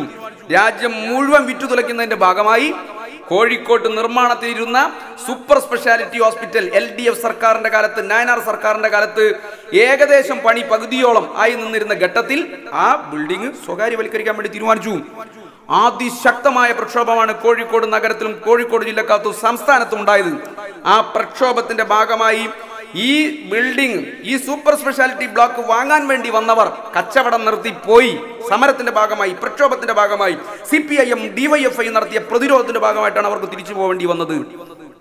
പിന്നീട് വീണ്ടും അധികാരത്തിൽ വന്ന LDF-ന്റെ സർക്കാർ PK ശ്രീമതി ടീച്ചറുടെ നേതൃത്വത്തിൽ ആ ബ്ലോക്കിന്റെ പണി പൂർത്തീകരിച്ച് ഉദ്ഘാടനം നിർവഹിച്ചു എന്നുള്ളതല്ലാതെ ഒരു പങ്കും ഇപ്പറഞ്ഞ വെള്ളിമൂങ്ങക്ക് കോഴിക്കോട് മെഡിക്കൽ കോളേജിനകത്തില്ല. ഈ പറഞ്ഞ സൂപ്പർ സ്പെഷ്യാലിറ്റി ബ്ലോക്കായിട്ട് ബന്ധപ്പെട്ടില്ല. ഇപ്പൊ അവിടെ തുടങ്ങിയിട്ടുള്ള ത്രിതല ക്യാൻസർ സെന്റർ, ടെറിഷറി ക്യാൻസർ സെന്ററിന്റെ നിർമ്മാണവുമായി ബന്ധപ്പെട്ടുകൊണ്ട് അദ്ദേഹം അവകാശവാദം ഉന്നയിച്ചുകൊണ്ടിരിക്കുക. ഞാൻ നേരത്തെ പറഞ്ഞതാ, അവിടെ എന്തു കൊണ്ടുവരാനും ഈ പറഞ്ഞ സംസ്ഥാന സർക്കാരിന്റെ അനുവാദവും സംസ്ഥാന സർക്കാർ സമർപ്പിക്കുന്ന പദ്ധതികളുമേ ഉണ്ടാവൂ. അത് പിണറായി വിജയൻ സർക്കാരിന്റെ, ശൈലജ ടീച്ചറുടെ മാത്രം മുൻകൈയിൽ, ഈ സർക്കാരിന്റെ മാത്രം മുൻകൈയിൽ ഉണ്ടാക്കിയ പദ്ധതിയും നടത്തിപ്പുമാണ് ടെറിഷറി ക്യാൻസർ സെന്ററുമായി ബന്ധപ്പെട്ടുകൊണ്ട് മെഡിക്കൽ കോളേജിൽ അതിന്റെ പദ്ധതികളുടെ പ്രവർത്തനം പൂർത്തീകരിച്ചത്. LDF സർക്കാരിന്റെ പ്രതിജ്ഞാബദ്ധമായ നിലപാടിന്റെ ഭാഗമായിട്ട് മാത്രം. അതും ഇപ്പറഞ്ഞ വെള്ളിമൂങ്ങ ഏറ്റെടുക്കുന്ന നിലയിലേക്കുള്ള കാഴ്ചകളാണ് നമ്മൾ കോഴിക്കോട്ട് മെഡിക്കൽ കോളേജിനകത്ത് കണ്ടുകൊണ്ടിരുന്നത്. ഇനിയും വികസന പ്രവർത്തനങ്ങൾ മെഡിക്കൽ കോളേജിനകത്ത് നിരവധിയായി വരുന്നു. ഈ പറഞ്ഞ പ്രവർത്തനങ്ങളെല്ലാം ഇടതുപക്ഷ ജനാധിപത്യ മുന്നണി സർക്കാരിന്റെ ഏറ്റവും പാവപ്പെട്ടവരോടുള്ള പ്രതിജ്ഞാബദ്ധമായ നിലപാടിന്റെ ഭാഗമായിട്ട് ഉണ്ടായിട്ടുള്ളതാണ്. ഇംഹാൻസ് എന്ന് പറയുന്ന ഒരു സ്ഥാപനം മെഡിക്കൽ കോളേജിനകത്ത് ഇപ്പോൾ ഉണ്ട്, institute of mental health and neuro science. അത് കുതിരവട്ടം മാനസികാരോഗ്യ കേന്ദ്രത്തോടനുബന്ധിച്ചായിരുന്നു അത് ഉണ്ടായിരുന്നത്. VS സർക്കാരിന്റെ കാലത്തിലാണ് സഖാവ് പ്രദീപ് കുമാർ MLA മുൻകൈയെടുത്ത് അന്നത്തെ ആരോഗ്യവകുപ്പ് മന്ത്രി ശ്രീമതി ടീച്ചറുമായി സംസാരിച്ച് ഇന്നത്തെ ആധുനികമായ നിലയിലേക്ക് അത് ഉയർത്തിക്കൊണ്ടുവരുന്നതിന് ആവശ്യമായിട്ടുള്ള എല്ലാ പദ്ധതികളും ഉണ്ടാക്കിയത്. അത് MP-യുടെ കടലാസിന്റെ മുകളിൽ നടക്കുന്ന കാര്യമല്ല, സംസ്ഥാന സർക്കാർ ഉണ്ടാക്കുന്ന പ്രൊജക്റ്റാണ്. ഇന്നത്തെ നിലയിലേക്ക് ആ സ്ഥാപനത്തെ എത്തിച്ചത് ഇടതുപക്ഷ ജനാധിപത്യ മുന്നണിയുടെ സർക്കാരാണ്, LDF ആണ്. എയിംസ് എന്ന് പറയുന്ന ഇന്ത്യ രാജ്യത്തെ ഏറ്റവും പ്രശസ്തമായ സ്ഥാപനം, Indian institute of medical science, രാജ്യത്തെ പ്രധാനപ്പെട്ട സംസ്ഥാനങ്ങളിലെല്ലാം അതുണ്ട്, കേരളത്തിലില്ല. 2010 എയിംസ് കോഴിക്കോടിന് ലഭിച്ചതായി MP പ്രഖ്യാപനം നടത്തിയത്. രാജ്യം മുഴുവൻ ഫ്ലക്സ് വെച്ചു. എന്നിട്ട് ഇടക്കാലത്ത് പറഞ്ഞു ഇത് തിരുവനന്തപുരത്ത് കൊണ്ടുപോകാൻ ഇടതുപക്ഷ സംഘടനകൾ ശ്രമിച്ചുകൊണ്ടിരിക്കുകയാണ് എന്ന് പറഞ്ഞ് 2ാം ഘട്ടം പ്രചരണം നടത്തി. ഗുജറാത്തിനും പഞ്ചാബിനും ഹരിയാനക്കും ഉൾപ്പെടെ 2 വീതം എയിംസുകൾ അനുവദിക്കപ്പെട്ടപ്പോൾ കോഴിക്കോടിന് ഇതുവരെ ഒന്നും അനുവദിക്കപ്പെട്ടില്ല. കുറെ കാലം നാട്ടുകാരെ പറ്റിക്കാൻ എയിംസ് വരുന്നു എന്നും പറഞ്ഞ് നാട്ടുകാരെ പറ്റിക്കാൻ MP-ക്ക് ഫ്ലക്സ് വഴി കഴിഞ്ഞു എന്നുള്ളതാണ് അതിന്റെ നമുക്കൊരു അനുഭവം. ചെറുവിരലനക്കാൻ അത് ഈ കോഴിക്കോടിന് കിട്ടാൻ അല്ലെങ്കിൽ കേരളത്തിന് കിട്ടാൻ ചെറുവിരലനക്കാൻ അദ്ദേഹത്തിന് കഴിഞ്ഞില്ല എന്നുള്ളതാണ് അദ്ദേഹത്തിന്റെ ഒരു നേട്ടം. പിന്നെ മൂപ്പർ നമുക്ക് ഉണ്ടാക്കി തന്നിട്ടുള്ള ഒരു പ്രധാനപ്പെട്ട നേട്ടമാണ് ബഹുമാനപ്പെട്ട വീരേന്ദ്രകുമാർ MP ആയിരുന്ന കോഴിക്കോട്ട് MP ആയിരുന്ന കാലത്ത് 40 കോഴ്സുകളുള്ള ഒരു പാരാമെഡിക്കൽ ഇൻസ്റ്റിറ്റ്യൂട്ട് കോഴിക്കോടിന് അനുവദിച്ചു. ആ ഇൻസ്റ്റിറ്റ്യൂട്ട് നമ്മുടെ ബഹുമാനപ്പെട്ട MP കോയമ്പത്തൂരിന് കൊടുത്തു. അതാണ് മൂപ്പർ നമുക്ക് ഉണ്ടാക്കി തന്ന നേട്ടം. കോഴിക്കോട് നിന്ന് തുടങ്ങാൻ തീരുമാനിച്ച ട്രെയിന് ബാംഗ്ലൂർ എക്സ്പ്രസ് മംഗലാപുരത്തിന് കൊടുത്തതുപോലെ 40 കോഴ്സുകളുള്ള വലിയ സാധ്യതകൾ ഉണ്ടായിരുന്ന പാരാമെഡിക്കൽ ഇൻസ്റ്റിറ്റ്യൂട്ട് കോയമ്പത്തൂരിന് കൊണ്ടുപോയി കൊടുത്തു എന്നുള്ളതാണ് ബഹുമാനപ്പെട്ട MP കോഴിക്കോടിന്റെ ആരോഗ്യ മേഖലക്കകത്ത് നടത്തിയിട്ടുള്ള ഏറ്റവും പ്രധാനപ്പെട്ട ഇടപെടൽ. ESI കോർപ്പറേഷനെ കുറിച്ച്, ESI കോർപ്പറേഷൻ തൊഴിലാളികളുടെ ഒരു കേന്ദ്രം, കോഴിക്കോട് തൊഴിലാളി കേന്ദ്രത്തിനകത്തൊരു പ്രധാനപ്പെട്ട സ്ഥാപനമാണ്. അതിന്റെ ഓഫീസുകളുടെ മാറ്റം, ഓഫീസുകളുടെ നവീകരണം, ഡിസ്പെൻസറികളുടെ ബിൽഡിംഗ് ഉണ്ടാക്കൽ, ഈ പറഞ്ഞ കാര്യങ്ങളിലെല്ലാം ഏറ്റവും പ്രധാനപ്പെട്ട പങ്ക് വഹിക്കുന്നത് സംസ്ഥാന തൊഴിൽ വകുപ്പാണ്. സഖാവ് TP രാമകൃഷ്ണൻ മന്ത്രിയായതിനു ശേഷം വലിയ പദ്ധതികളാണ് ഇതുമായി ബന്ധപ്പെട്ടുകൊണ്ട് ESI കോർപ്പറേഷനകത്ത് നടന്നുകൊണ്ടിരിക്കുന്നത്. തൊഴിലാളികൾക്ക് ഏറ്റവും പെട്ടെന്ന് ഏറ്റവും നല്ല നിലയിൽ ESI കോർപ്പറേഷന്റെ സേവനങ്ങൾ ലഭിക്കുന്നതിനാവശ്യമായുള്ള പ്രവർത്തനങ്ങൾക്ക് ഓരോ ഘട്ടത്തിലും മുൻകൈയെടുക്കുകയാണ് കേരളത്തിന്റെ അഭിമാനമായി മാറിയിട്ടുള്ള തൊഴിൽ വകുപ്പ് മന്ത്രി സഖാവ് TP രാമകൃഷ്ണൻ. ഇതിന്റെ ഭാഗമായിട്ടാണ് ഈ പറഞ്ഞ റീജിയണൽ ഓഫീസുകൾ, മറ്റു ഓഫീസുകളെല്ലാം രാമകൃഷ്ണന്റെ മുൻകൈയിൽ വന്നതാണ്. പക്ഷേ MP-ക്ക് ചെയ്യാൻ വേണ്ടി പറ്റാവുന്ന ഒരു വലിയ കാര്യം ഉണ്ടായിരുന്നു, അത് തകർത്തു. 2007 കേന്ദ്ര സർക്കാരും ESI കോർപ്പറേഷനും കൂടി ചേർന്ന് ESI കോർപ്പറേഷന് കീഴിൽ മെഡിക്കൽ കോളേജുകൾ ആരംഭിക്കുന്നതിനെ കുറിച്ച് ആലോചിച്ചു.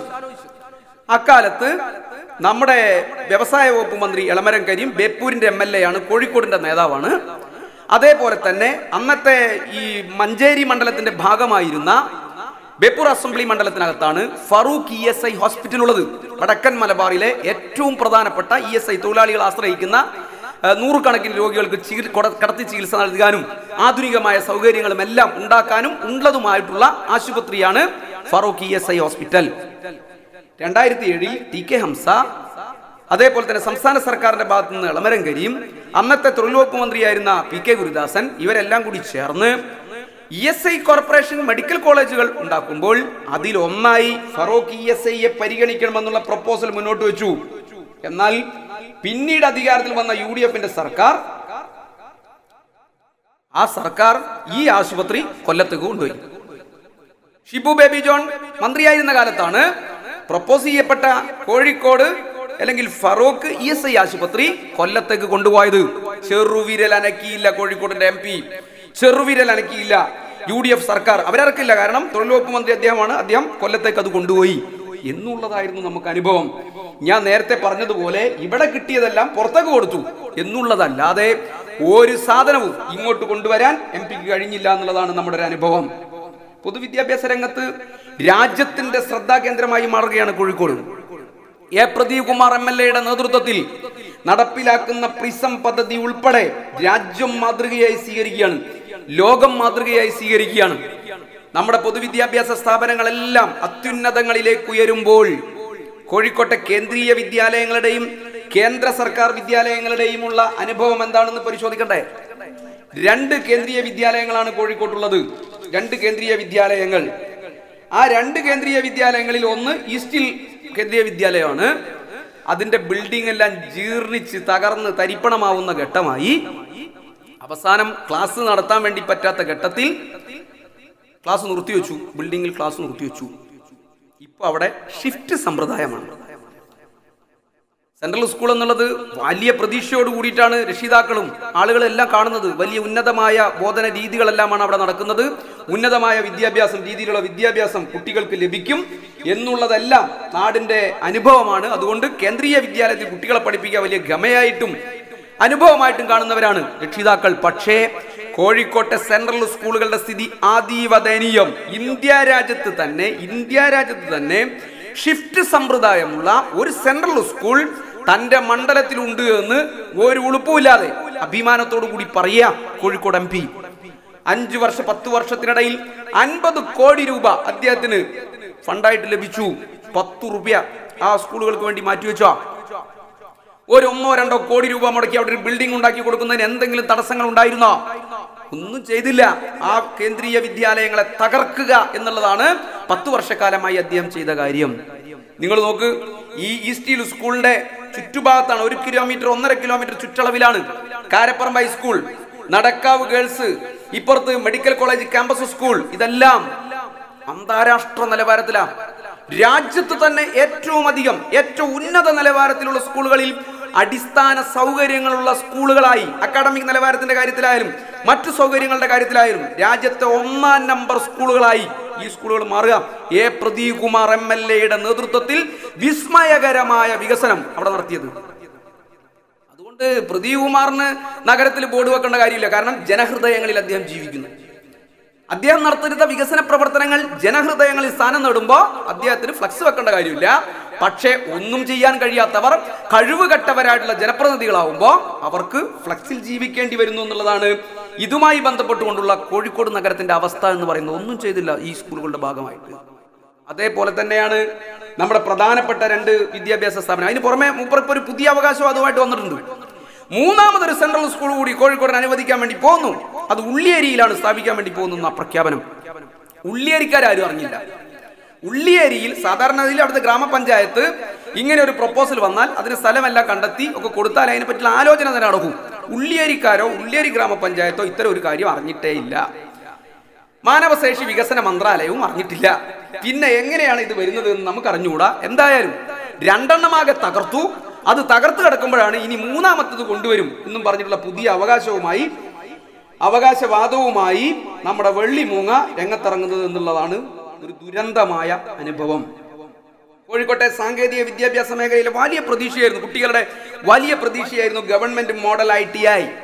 ആ ഗവൺമെന്റ് മോഡൽ ITIയിൽ പുതിയ കോഴ്സുകൾ കൊണ്ടുവരികയും പുതിയ സംവിധാനങ്ങൾ ഉണ്ടാക്കുകയും അത് വിപുലപ്പെടുത്തുകയൊക്കെ ചെയ്യുന്നതിന് വേണ്ടിയിട്ടാണ് കോഴിക്കോട് കോർപ്പറേഷൻ സ്ഥലം കൊടുത്തത്. മോഡൽ ITIയിൽ സെൻട്രലിന്റെ കീഴിലുള്ളതാണ്. സ്ഥലം എല്ലാം കൊടുത്ത് അതിന്റെ മറ്റു കാര്യങ്ങൾക്കെല്ലാം ഉള്ള സഹായം കോഴിക്കോട് കോർപ്പറേഷൻ നൽകി. എന്നാൽ ഇപ്പോഴത് കുട്ടികൾക്ക് പഠിക്കാനുള്ള കേന്ദ്രം എന്നുള്ളതെന്ന് മാറി അധ്യാപക പരിശീലന കേന്ദ്രമാക്കി. ആയിരക്കണക്കിന് കുട്ടികൾക്ക് ഉന്നതമായ സാങ്കേതിക വിദ്യ ലഭിക്കുമായിരുന്ന ഒരു വിദ്യാലയത്തെ അധ്യാപക പരിശീലന കേന്ദ്രമാക്കിയിട്ട് തരം താഴ്ത്തിയിട്ട് തന്റെ നേട്ടമായി ഫ്ലക്സും വെച്ച് നടക്കുക. ഈ പറയുന്ന നമ്മുടെ MP എന്നുള്ളത് അപമാനകരം എന്ന് മാത്രമേ പറയാനാവൂ. കോഴിക്കോട് നഗരത്തിനകത്ത് അല്ലെങ്കിൽ പാർലമെന്റ് മണ്ഡലത്തിനകത്തുള്ള ഏറ്റവും പ്രധാനപ്പെട്ട 2 കേന്ദ്ര സർക്കാരിന്റെ ഈ വിദ്യാഭ്യാസ മേഖലയുമായി ബന്ധപ്പെട്ട 2 പ്രധാനപ്പെട്ട സ്ഥാപനങ്ങളാണല്ലോ. ഒന്ന് IIM-ഉം അതുപോലെ തന്നെ NIT-യും, ഇന്ത്യൻ ഇൻസ്റ്റിറ്റ്യൂട്ട് ഓഫ് മാനേജ്മെന്റും നാഷണൽ ഇൻസ്റ്റിറ്റ്യൂട്ട് ഓഫ് ടെക്നോളജിയും. ഈ 2ഉം കുന്ദമംഗലം നിയോജകമണ്ഡലത്തിനകത്താണ് അത് പ്രവർത്തിക്കുന്നത്. 2ലും തിരിഞ്ഞു നോക്കാൻ 10 വർഷക്കാലത്തിനിടയിൽ MP-ക്ക് കഴിഞ്ഞിട്ടില്ല. ഒരു പൈസയുടെ വികസനം അവിടെ അദ്ദേഹത്തിൻ്റെതായി കൊടുത്തില്ല. കേന്ദ്ര സർക്കാരിൻ്റെതായി പുതിയതായി ഒന്നും വന്നില്ല. ഒരു നേട്ടവും ആ സ്ഥാപനങ്ങൾക്ക് ഉണ്ടായില്ല. 10 വർഷം ഈ വികസന ദുരന്തത്തിന്റെ കാലമായിരുന്നു. ഈ പറഞ്ഞ പ്രധാനപ്പെട്ട വിദ്യാഭ്യാസ മേഖലയിലെ സ്ഥാപനങ്ങൾക്ക് എന്നുള്ളതാണ് ഉണ്ടായി എന്നുള്ളതാണ് നമ്മുടെ അനുഭവം. പ്രധാനമന്ത്രി ഗ്രാം സദക് യോജന എന്ന് പറയുന്ന ഒരു പദ്ധതിയുണ്ട്. ആ പദ്ധതിയിൽ ധാരാളം റോഡുകൾ നിർമ്മിക്കാനാവും. MP മുൻകൈ എടുത്താൽ അദ്ദേഹത്തിന് കേന്ദ്ര സർക്കാരിന്റെ നേരിട്ടുള്ള പദ്ധതിയാണ്. അദ്ദേഹത്തിന് ശുപാർശ ചെയ്യാനും ഉദ്യോഗസ്ഥന്മാരിൽ സമ്മർദ്ദം ചെലുത്തിയും ഒക്കെ നിരവധിയായ പദ്ധതികൾ കൊണ്ടുവരാനാവും. ഇന്ത്യ രാജ്യത്തെ പാർലമെന്റ് മണ്ഡലങ്ങളിൽ ഈ പറയുന്ന പദ്ധതി ഉപയോഗിച്ച് PMGSY ഉപയോഗിച്ച് നിർമ്മിച്ച റോഡുകളുടെ എണ്ണത്തിന്റെ കണക്കെടുത്താൽ 500ാം സ്ഥാനത്തിനകത്താ കോഴിക്കോട് പാർലമെന്റ്. 500ാം സ്ഥാനത്തിനകത്ത് MP-ക്ക് ചെയ്യാമായിരുന്ന കാര്യമാണ്. അക്കാര്യത്തിൽ ഒന്നും ചെയ്യാത്ത MP സംസ്ഥാന സർക്കാർ ഉണ്ടാക്കിയ MLA-മാരുടെ ശ്രമഫലമായി ഉണ്ടാക്കിയ റോഡുകളുടെ എല്ലാം പിതൃത്വം ഏറ്റെടുക്കുകയാണ്. ഇപ്പോ CRF എന്ന് പറയുന്ന ഒരു ഫണ്ടുണ്ട്, സെൻട്രൽ റോഡ് ഫണ്ട്. അത് സംസ്ഥാനങ്ങൾക്ക് കേന്ദ്ര സർക്കാർ നൽകുന്നതാണ്. കേന്ദ്ര സർക്കാരിന് നികുതി മറ്റു ഇനങ്ങളിലെല്ലാം വരുന്ന വരുമാനത്തിന്റെ ഒരു പങ്ക് വിവിധ പദ്ധതികളായി സംസ്ഥാന സർക്കാരുകൾക്ക് വീതിച്ചു കൊടുക്കുന്ന ഭരണഘടനാപരമായ ബാധ്യതയുടെ അടിസ്ഥാനത്തിലാണ് ബഡ്ജറ്റ് ഉൾപ്പെടെയുള്ള സംവിധാനങ്ങളിലൂടെയാണ് അത് വീതിച്ചു കൊടുക്കുന്നത്. അതിൽപ്പെട്ട ഒരു ഫണ്ടാണ് സെൻട്രൽ റോഡ് ഫണ്ട്. ആ സെൻട്രൽ റോഡ് ഫണ്ട് സംസ്ഥാന സർക്കാരിന് കിട്ടിയാൽ അത് എങ്ങനെയാണ് ചെലവഴിക്കേണ്ടത്, എവിടെയാണ് ചെലവഴിക്കേണ്ടത് എന്ന് തീരുമാനിക്കാനുള്ള സമ്പൂർണമായ അവകാശം സംസ്ഥാന സർക്കാരിന് മാത്രമാണ്. പദ്ധതി തയ്യാറാക്കുന്നതും നടപ്പിലാക്കുന്നതും സംസ്ഥാന PWD ആണ്. MLA-മാരുടെ ശുപാർശ അനുസരിച്ച് മാത്രമാണ് ആ പദ്ധതി നടപ്പിലാക്കുന്നത്. ഒരു MP-യുടെ ശുപാർശയും ഒരു MP-യുടെ ശ്രമവും ഈ സെൻട്രൽ റോഡ് ഫണ്ട് വഴി റോഡ് നിർമ്മിക്കുന്നതിന് ആവശ്യമേ ഇല്ല എന്നിരിക്കെ കോഴിക്കോട് പാർലമെന്റ് മണ്ഡലത്തിലെ പ്രഗത്ഭരായ MLA-മാർ അവരുടെ നാട്ടിലെ ജനങ്ങളുടെ ഏറ്റവും അടിസ്ഥാന പ്രശ്നം മനസ്സിലാക്കി ശുപാർശ ചെയ്ത് നേടിയെടുത്ത റോഡുകൾ മുഴുവൻ തന്റേതാണെന്നും പറഞ്ഞ് ബോർഡ് വെക്കാൻ ഇത്തിരി നാണവും മാനവുമുള്ള ഒരു മനുഷ്യനും കഴിയില്ല. അത് കോഴിക്കോട് MP-ക്ക് മാത്രമേ കഴിയൂ. എരഞ്ഞിപ്പാലം വെസ്റ്റിൽ Chungam mini bypass, Francis road, Calicut beach road, Padanilam Nanmanda road, Feroke Karuvanthuruthi road, Atholi ചീക്ക് റോഡ്, നന്മണ്ട റോഡ്, അരീക്കാട് മുതൽ പാലാഴി കോവൂർ വരെയുള്ള റോഡ് സംസ്ഥാന സർക്കാർ ഇതെല്ലാം സംസ്ഥാന സർക്കാരിന്റെ പൊതുമരാമത്ത് വകുപ്പ് പദ്ധതി തയ്യാറാക്കിയതും ഇതിനെല്ലാം ശുപാർശ ചെയ്തത് അതത് മണ്ഡലങ്ങളിലെ MLA-മാരുടെ ശുപാർശ അനുസരിച്ച് നൽകിയതുമായിട്ടുള്ള പദ്ധതികളാണ്. ആ പദ്ധതി അനുസരിച്ച് സംസ്ഥാന സർക്കാരിന്റെ PWD ഉണ്ടാക്കിയ ഒരു പദ്ധതിയുടെ പ്രതിത്വം ഏറ്റെടുക്കാൻ ഒരു ജനപ്രതിനിധി പോകുന്നത് അപമാനമെന്നല്ലാതെ മറ്റെന്താ നമുക്ക് പറയാൻ വേണ്ടി പറ്റുക? അതുകൊണ്ട് തനിക്ക് ചെയ്യാൻ വേണ്ടി പറ്റാവുന്ന കാര്യം ചെയ്യാതെ മറ്റുള്ളവർ ചെയ്തത് ഏറ്റെടുക്കുക എന്നുള്ളത് മാത്രം ഒരു പണിയായി നടക്കുകയാണ് കോഴിക്കോട്ട് MP ചെയ്തുകൊണ്ടിരിക്കുന്നത്. അദ്ദേഹം രാമനാട്ടുകര വെങ്ങളം ബൈപ്പാസിന്റെ ഉത്തരവാദിത്തം വരെ ഏറ്റെടുത്തിരിക്കുക. കോലത്തെ പാർവതിന്റെ കാര്യം പറഞ്ഞതുപോലെയാ, ഗർഭം ഏറ്റെടുത്തതിന്റെ ശേഷം അത് ആനയാന്ന് മൂപ്പർക്ക് മനസ്സിലായത്. അതേപോലെയാണ് കോഴിക്കോട് രാമനാട്ടുകര വെങ്ങളം ബൈപ്പാസിന്റെ കാര്യത്തെ സംബന്ധിച്ചുള്ള മൂപ്പറുടെ ഏറ്റെടുക്കൽ. 1996-ലാണ് ഇതിന്റെ പദ്ധതി പ്രവർത്തനം തുടങ്ങിയത്. രാമനാട്ടുകരയിൽ വെച്ച് അന്നത്തെ PWD മന്ത്രി, അന്നത്തെ നയനാർ സർക്കാരിലെ LDF സർക്കാരിലെ PWD മന്ത്രിയായിരുന്ന PJ ജോസഫ് ഉദ്ഘാടനം ചെയ്തത്. കന്യാകുമാരി മുംബൈ ഹൈവേയുടെ ഭാഗമാണ് ഈ പറഞ്ഞ രാമനാട്ടുകര വെങ്ങളം ബൈപ്പാസ്. അതിന്റെ ഡിസൈൻ അക്കാലത്ത് തന്നെ 96-ൽ തന്നെ ഉണ്ടാക്കപ്പെട്ടതാണ്. 6 വരി പാതയാക്കി ഭാവിയിൽ വികസിപ്പിക്കേണ്ടി വന്നാൽ അതിനാവശ്യമായിട്ടുള്ള സ്ഥലം വരെ അക്കാലത്ത് ഏറ്റെടുത്തു. കേന്ദ്ര സർക്കാർ പല ഘട്ടങ്ങളിലും പണം നൽകിയില്ല. അതിന്റെ ഭാഗമായി കേന്ദ്ര സർക്കാരിന്റെ വീതം ലഭിക്കാത്തതിന്റെ ഭാഗമായി തന്നെ സംസ്ഥാന സർക്കാരിന്റെ വീതം മാത്രം ഉപയോഗിച്ച് ആ റോഡിന്റെ പണി നടത്തേണ്ടി വന്നു. അവസാന ഘട്ടം 2 റീച്ചുകൾ സംസ്ഥാന സർക്കാരിന്റെ പൂർണ്ണമായും പണം ഉപയോഗിച്ചുകൊണ്ടാണ് അത് നടപ്പിലാക്കിയത്. കന്യാകുമാരിയിൽ നിന്ന് മുംബൈയിലേക്ക് പോണ ഒരു റോഡ്, ആ റോഡിന്റെ പണി മുഴുവൻ സംസ്ഥാന സർക്കാർ എടുക്കുന്നു. അതിന്റെ മുകളിൽ മേൽപ്പാലം ഉണ്ടാക്കുന്നു. അത് സംസ്ഥാന സർക്കാർ മുഖ്യമന്ത്രി ഉദ്ഘാടനം ചെയ്യുന്നു. ഇതൊക്കെ സംസ്ഥാന സർക്കാരിന്റെ PWD തയ്യാറാക്കി ഡിസൈൻ ചെയ്ത് കൊടുത്തതിന്റെ അടിസ്ഥാനത്തിൽ നടക്കുന്ന ഒരു വർക്ക്. അതിനു മുകളിൽ ഏതെങ്കിലും MP ലെറ്റർ പേഡിൽ എഴുതി കൊണ്ടുപോയി കൊടുത്താൽ മാറ്റാവുന്നതല്ല ഇതിന്റെ അലൈൻമെന്റുകൾ. ഈ 6 വരി പാതക്ക് ആവശ്യമായിട്ടുള്ള സ്ഥലം ഉണ്ടായിട്ടും കേന്ദ്ര സർക്കാർ ഫണ്ട് അനുവദിക്കാനുള്ള സാധ്യത ഉണ്ടായിട്ടും അതിനുവേണ്ടി ചെറുവിരലനക്കാതെ ഈ സംസ്ഥാന സർക്കാരിന്റെ പണം മുഴുവൻ ഉപയോഗിച്ച് അതിന്റെ പണി പൂർത്തിയാക്കിയപ്പോൾ അതിന്റെ ഉത്തരവാദി ഞാനാണെന്ന് പറഞ്ഞ് നടക്കാൻ ഇയാൾക്കല്ലാതെ മറ്റാർക്കും കഴിയില്ല എന്നുള്ളതാണ് കോഴിക്കോടിന്റെ ഏറ്റവും പ്രധാനപ്പെട്ട റോഡുകളുമായി ബന്ധപ്പെട്ട ഒരു അനുഭവം. അതുപോലെ തന്നെ രാമനാട്ടുകര ഫ്ലൈ ഓവറുകൾ യുദ്ധകാലാടിസ്ഥാനത്തിലാണ് പിണറായി വിജയൻ സർക്കാർ പണി പൂർത്തീകരിച്ചത്.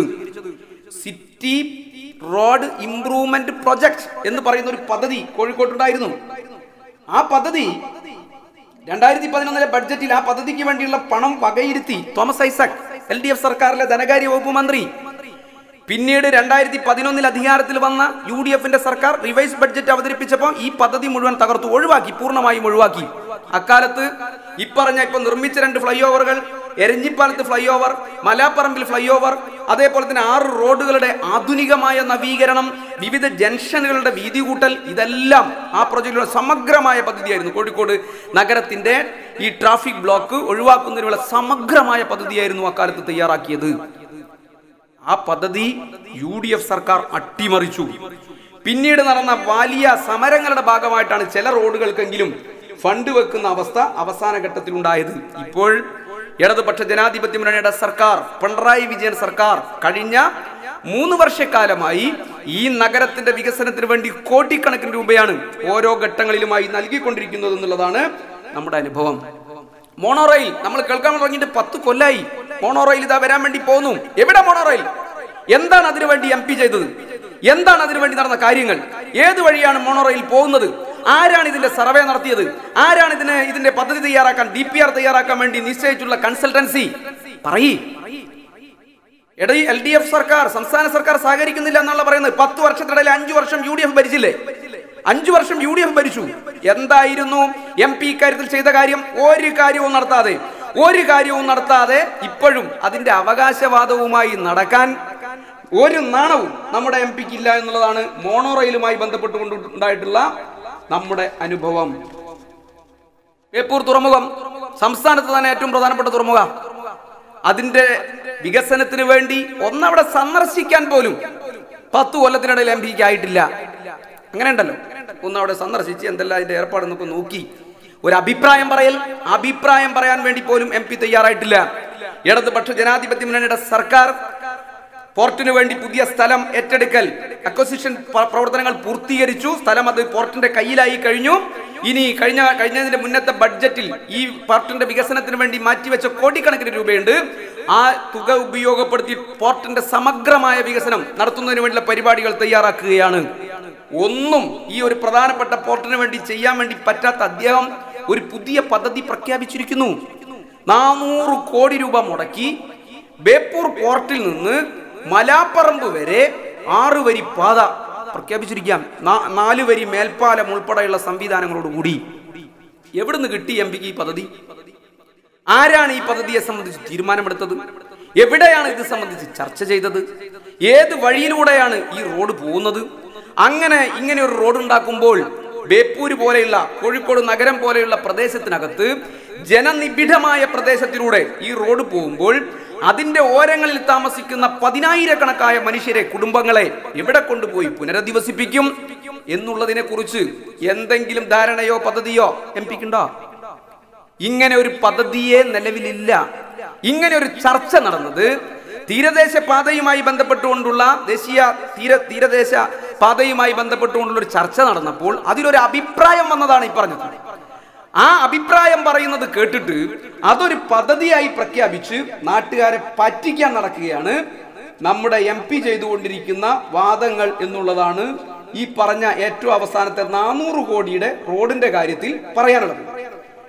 കോഴിക്കോടിന്റെ ടൂറിസം വികസനം ഏറ്റവും പ്രധാനപ്പെട്ടതാണ്. രാജ്യത്തെ തന്നെ ഏറ്റവും സുന്ദരമായ കടലോരങ്ങളിൽ ഒന്നാണ് കോഴിക്കോട് കടലോരം. നമ്മുടെ ബേപ്പൂർ പുളിമൂട്ട് മുതൽ ഇപ്പുറത്തങ്ങ് വടക്ക് വരെയുള്ള പ്രദേശം, നമ്മുടെ ബീച്ചും കഴിഞ്ഞ്, കോഴിക്കോട് ബീച്ചും കഴിഞ്ഞ് തൊട്ടപ്പുറത്ത് വരെയുള്ള നീണ്ടുകിടക്കുന്ന ബീച്ച് ടൂറിസം സാധ്യതയ്ക്ക് അനന്തമായ സാധ്യതകളാണ് നൽകിക്കൊണ്ടിരിക്കുന്നത്. ഒരു ചെറുവിരൽ അനക്കാൻ കേന്ദ്ര സർക്കാരിന്റെ എന്തെങ്കിലും രീതിയിലേക്കുള്ള പ്രത്യേകമായ പദ്ധതികളോ സഹായമോ ഒന്നും ടൂറിസം മേഖലക്ക് ലഭിച്ചില്ല. ഓരോ MPമാരും അവരുടെ മണ്ഡലത്തിൽ ഈ ടൂറിസം മേഖലയ്ക്ക് വേണ്ടി കോടിക്കണക്കിന് രൂപയുടെ പ്രത്യേക പദ്ധതികൾ, പാക്കേജുകൾ കൊണ്ടുവരിക. എന്നാൽ കോഴിക്കോട് MPയുടെ നിഷ്ക്രിയത്വം കൊണ്ട് നമുക്കൊന്നും കിട്ടിയില്ല എന്നുള്ളതാണ് നമ്മുടെ ഏറ്റവും പ്രധാനപ്പെട്ട അനുഭവം.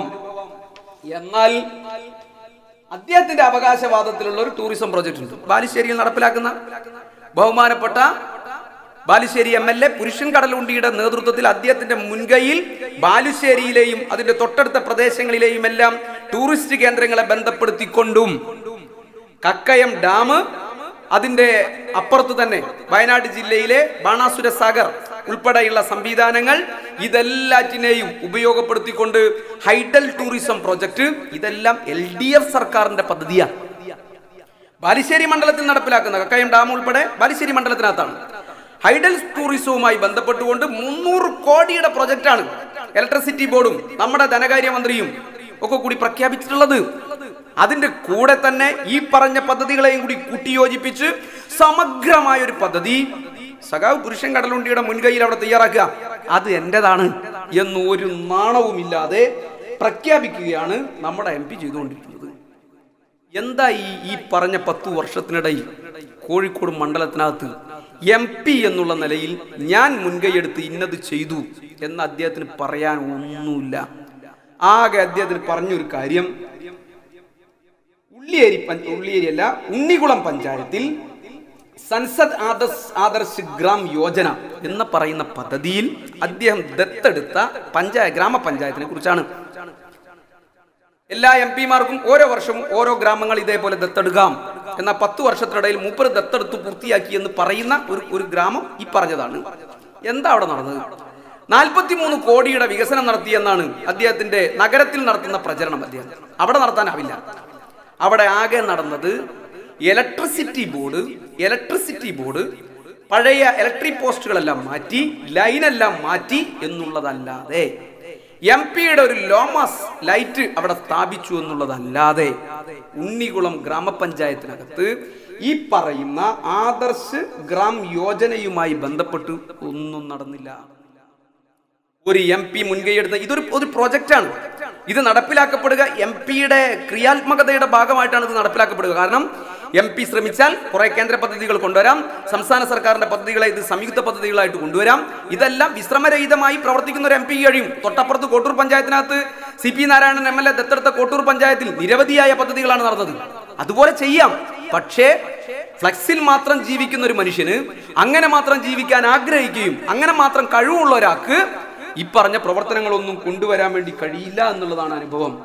മലപ്പുറത്തെ വിമാനത്താവളത്തിന്റെ ടൈല് പാകിയത് തൊട്ട് ഗ്രാമപഞ്ചായത്തിന് അവാർഡ് കിട്ടിയത് വരെ തന്റേതാക്കി മാറ്റുക എന്നുള്ളതല്ലാതെ വൈക്കം മുഹമ്മദ് ബഷീറിന്റെ എട്ടുകാരി മഞ്ഞൂഞ്ഞിനെയും വെള്ളിമൂങ്ങയെയുമെല്ലാം നാണിപ്പിക്കുന്ന നിലയിലേക്കുള്ള ഏറ്റെടുക്കലും അവകാശവാദവും നടത്തുകയല്ലാതെ മറ്റൊന്നും ഈ 10 വർഷത്തിനിടയിൽ കോഴിക്കോട് പാർലമെന്റ് മണ്ഡലത്തിനകത്ത് നടന്നില്ല. വികസനത്തിന്റെ ദുരന്തകാലമായിരുന്നു, കേന്ദ്ര പദ്ധതികളുടെ വരവിന്റെ ദുരന്തകാലമായിരുന്നു. പാഴായി പോയ 10 വർഷങ്ങളാണ് ഈ കോഴിക്കോടിന് ഉണ്ടായത് എന്നുള്ളതാണ് നമ്മുടെ ഒരു അനുഭവം. 77 കോടി രൂപയാണ് അദ്ദേഹം അഗ്രികോ എന്ന് പറയുന്ന സ്ഥാപനത്തിൽ നിന്ന് തട്ടിയെടുത്തത് എന്നാണ് കണ്ണൂർ പോലീസ് രജിസ്റ്റർ ചെയ്ത കേസിനകത്ത് പറയുന്നത്. അദ്ദേഹം ചെയർമാനായിട്ടുള്ള MP ചെയർമാനായിട്ടുള്ള അഗ്രികോ എന്ന് പറയുന്ന സ്ഥാപനം വിവിധ സ്ഥാപനങ്ങളിൽ നിന്നും ഓഹരി ഉടമകളിൽ നിന്നും കോടിക്കണക്കിന് രൂപ സമാഹരിച്ചു. 21ഓളം വരുന്ന പ്രാഥമിക സഹകരണ സ്ഥാപനങ്ങൾ, ഓഹരി ഉടമകൾ, NCDC പോലുള്ള കേന്ദ്ര സർക്കാർ സ്ഥാപനങ്ങൾ, സർക്കാരിന്റെ ആനുകൂല്യം, സ്റ്റേറ്റ് കോപ്പറേറ്റീവ് ബാങ്കിൽ നിന്നുള്ള പണം, ഇതെല്ലാം കൂടി വെച്ച് 77 കോടി രൂപ അടിച്ചു മാറ്റി ആ സ്ഥാപനം വേറെ ആളെ ഏൽപ്പിച്ചു കൊടുത്തിട്ട് മൂപ്പർ മുങ്ങി. സ്വകാര്യമായിട്ടുള്ള ഒരു കമ്പനി ഉണ്ടാക്കി ആ കമ്പനിയുടെ അക്കൗണ്ടിലേക്ക് ഇതെല്ലാം മാറ്റിയതായിട്ട് പ്രഖ്യാപിച്ച്, രേഖയൊന്നുമില്ല, പ്രഖ്യാപിച്ച് പൈസയെല്ലാം അടിച്ചു മാറ്റി MP-യും കൂട്ടരും മുങ്ങി. ഇപ്പൊ കേസെടുത്തിരിക്കുക. അങ്ങനെയുള്ള തട്ടിപ്പും വെട്ടിപ്പും ഒക്കെ നടത്തി വെളുക്ക ചിരിച്ച് വെളുത്ത കതറുമിട്ട് നടക്കുന്നു എന്നുള്ളതല്ലാതെ മറ്റൊന്നും വലതുപക്ഷ രാഷ്ട്രീയത്തിന്റെ ജീർണിച്ച മുഖമായി ഈ കോഴിക്കോട്ട് 10 വർഷം പ്രദർശിപ്പിക്കപ്പെട്ടു എന്നുള്ളതല്ലാതെ മറ്റൊന്നും ഇവിടെ നടന്നില്ല. നിപ്പ വന്നപ്പോൾ അദ്ദേഹത്തെ കണ്ടില്ല, പ്രളയം വന്നപ്പോൾ അദ്ദേഹത്തെ കണ്ടില്ല. നിപ്പ വന്നപ്പോൾ വരാതിരുന്നത് ജീവനിൽ പേടിച്ചിട്ടാണെന്ന് വെക്കാം. എല്ലാ മനുഷ്യന്മാർക്കും ഉണ്ടാവുന്നതാണ് മരണഭയം. സ്വന്തം കാര്യങ്ങളും സ്വന്തം താല്പര്യങ്ങളും മാത്രമുള്ള മനുഷ്യന്മാർക്ക് ജീവനിലുള്ള ഭയം ഏറ്റവും പ്രധാനപ്പെട്ടതാ. എന്നാൽ നാടിന്റെ താല്പര്യമാണ് തന്റെ താല്പര്യം എന്ന് വിശ്വസിക്കുന്ന ഒരു പൊതുപ്രവർത്തകര്, ശൈലജ ടീച്ചർക്ക്, TP രാമകൃഷ്ണന്, A പ്രദീപ് കുമാറിന്, അങ്ങനെ തുടങ്ങി ജനങ്ങളുടെ ഹൃദയത്തിൽ ജീവിക്കുകയും ജനങ്ങൾക്ക് വേണ്ടി രാഷ്ട്രീയ പ്രവർത്തനവും സന്നദ്ധ പ്രവർത്തനവും സേവനവും നടത്തണമെന്നുള്ള ആത്മാർത്ഥമായ ഹൃദയമുള്ള നേതാക്കന്മാർ സ്വന്തം ജീവൻ തൃണവൽക്കരിച്ച് ഈ ദുരന്തമുഖത്ത് നിന്നപ്പോൾ MP-യെ കണ്ടില്ല. കോഴിക്കോട് MP കണ്ടില്ല. തെരഞ്ഞെടുപ്പ് അടുത്ത ഘട്ടത്തിൽ വീണ്ടും കുപ്പായമിട്ടപ്പോൾ ചില പ്രചരണങ്ങളെല്ലാം വന്നപ്പം മൂപ്പർ സോഷ്യൽ മീഡിയയിൽ ഒരു പോസ്റ്റ് ഇട്ടു. ഫേസ്ബുക്കിൽ പഴയ ബാക്ക് ഡേറ്റ് ഇട്ടിട്ട് പോസ്റ്റ് ചെയ്യാം, ദുരന്തബാധിത പ്രദേശങ്ങൾ എന്നൊക്കെ പറഞ്ഞ് ആളുകളെ ആശ്വസിപ്പിക്കുന്നു എന്നെല്ലാം പറഞ്ഞ് പോസ്റ്റ് പഴയ കാലത്തേക്ക് മോർഫെല്ലാം ചെയ്തിടാം. പക്ഷേ അത് പിടിക്കപ്പെട്ടു പോയി. എങ്ങനെ പിടിക്കപ്പെട്ടു പോയത്? ഈ പോസ്റ്റിന്റെ അടിയിൽ യൂത്ത് കോൺഗ്രസ്സുകാരോട് കമന്റ് ഇടാൻ വേണ്ടി പറഞ്ഞു. യൂത്ത് കോൺഗ്രസ്സുകാർ കമന്റ് ഇട്ടു. കമന്റ് ഇടുമ്പോൾ ബാക്ക് ഡേറ്റിന് ഇടാനാവില്ല. ഇപ്പൊ ഇന്നിട്ടാൽ ഇന്നത്തെ ഡേറ്റിന് ഇടാനാവും. പ്രളയം ഉണ്ടായ കാലത്ത് രാഘവൻ ഇട്ട പോസ്റ്റിന് കമന്റ് ഇടുന്നത് യൂത്ത് കോൺഗ്രസ്സുകാർ ഈ പറഞ്ഞ 2019 ഫെബ്രുവരി മാസം. ഇങ്ങനെ തട്ടിപ്പും വെട്ടിപ്പുമായി നടക്കുന്ന ഒരു മനുഷ്യൻ ഇപ്പോഴും നമ്മുടെ മുന്നിൽ ഇങ്ങനെ ഒരു ഉളുപ്പുമില്ലാതെ ഒരു നാണവുമില്ലാതെ നടക്കുന്നു എന്നുള്ളത് കോഴിക്കോടിന്റെ ദുരന്തമാണ് എന്ന് മാത്രമേ നമുക്ക് പറയാനാവൂ. നമുക്ക് വേണ്ടത്, കോഴിക്കോടിന് വേണ്ടത് അനന്തമായ സാധ്യതകളാണ് നമ്മുടെ ഈ ചരിത്ര നഗരത്തിനുള്ളത്. ആ അനന്തമായ സാധ്യതകളെ ഏറ്റവും ക്രിയാത്മകമായി ഉപയോഗപ്പെടുത്താൻ വേണ്ടി പറ്റാവുന്ന ഒരു ജനപ്രതിനിധി ഇന്ത്യൻ പാർലമെന്റിനകത്തുണ്ടാവണം. അത് ഉണ്ടാവണമെങ്കിൽ ജനങ്ങളോട് പ്രതിബദ്ധതയുള്ള ഒരു രാഷ്ട്രീയ പ്രസ്ഥാനത്തിന്റെ പ്രതിനിധിയായിട്ടുള്ളവർക്ക് മാത്രമേ അത്തരമൊരു നിലപാട് സ്വീകരിക്കാൻ വേണ്ടി പറ്റൂ എന്നുള്ളതാണ് രാജ്യത്തിന്റെ ഇതേവരെയുള്ള അനുഭവം, നമ്മുടെ നാടിന്റെ ഇതേവരെയുള്ള അനുഭവം എന്നുള്ളതാണ് നമുക്ക് കാണാൻ വേണ്ടി പറ്റുന്നത്.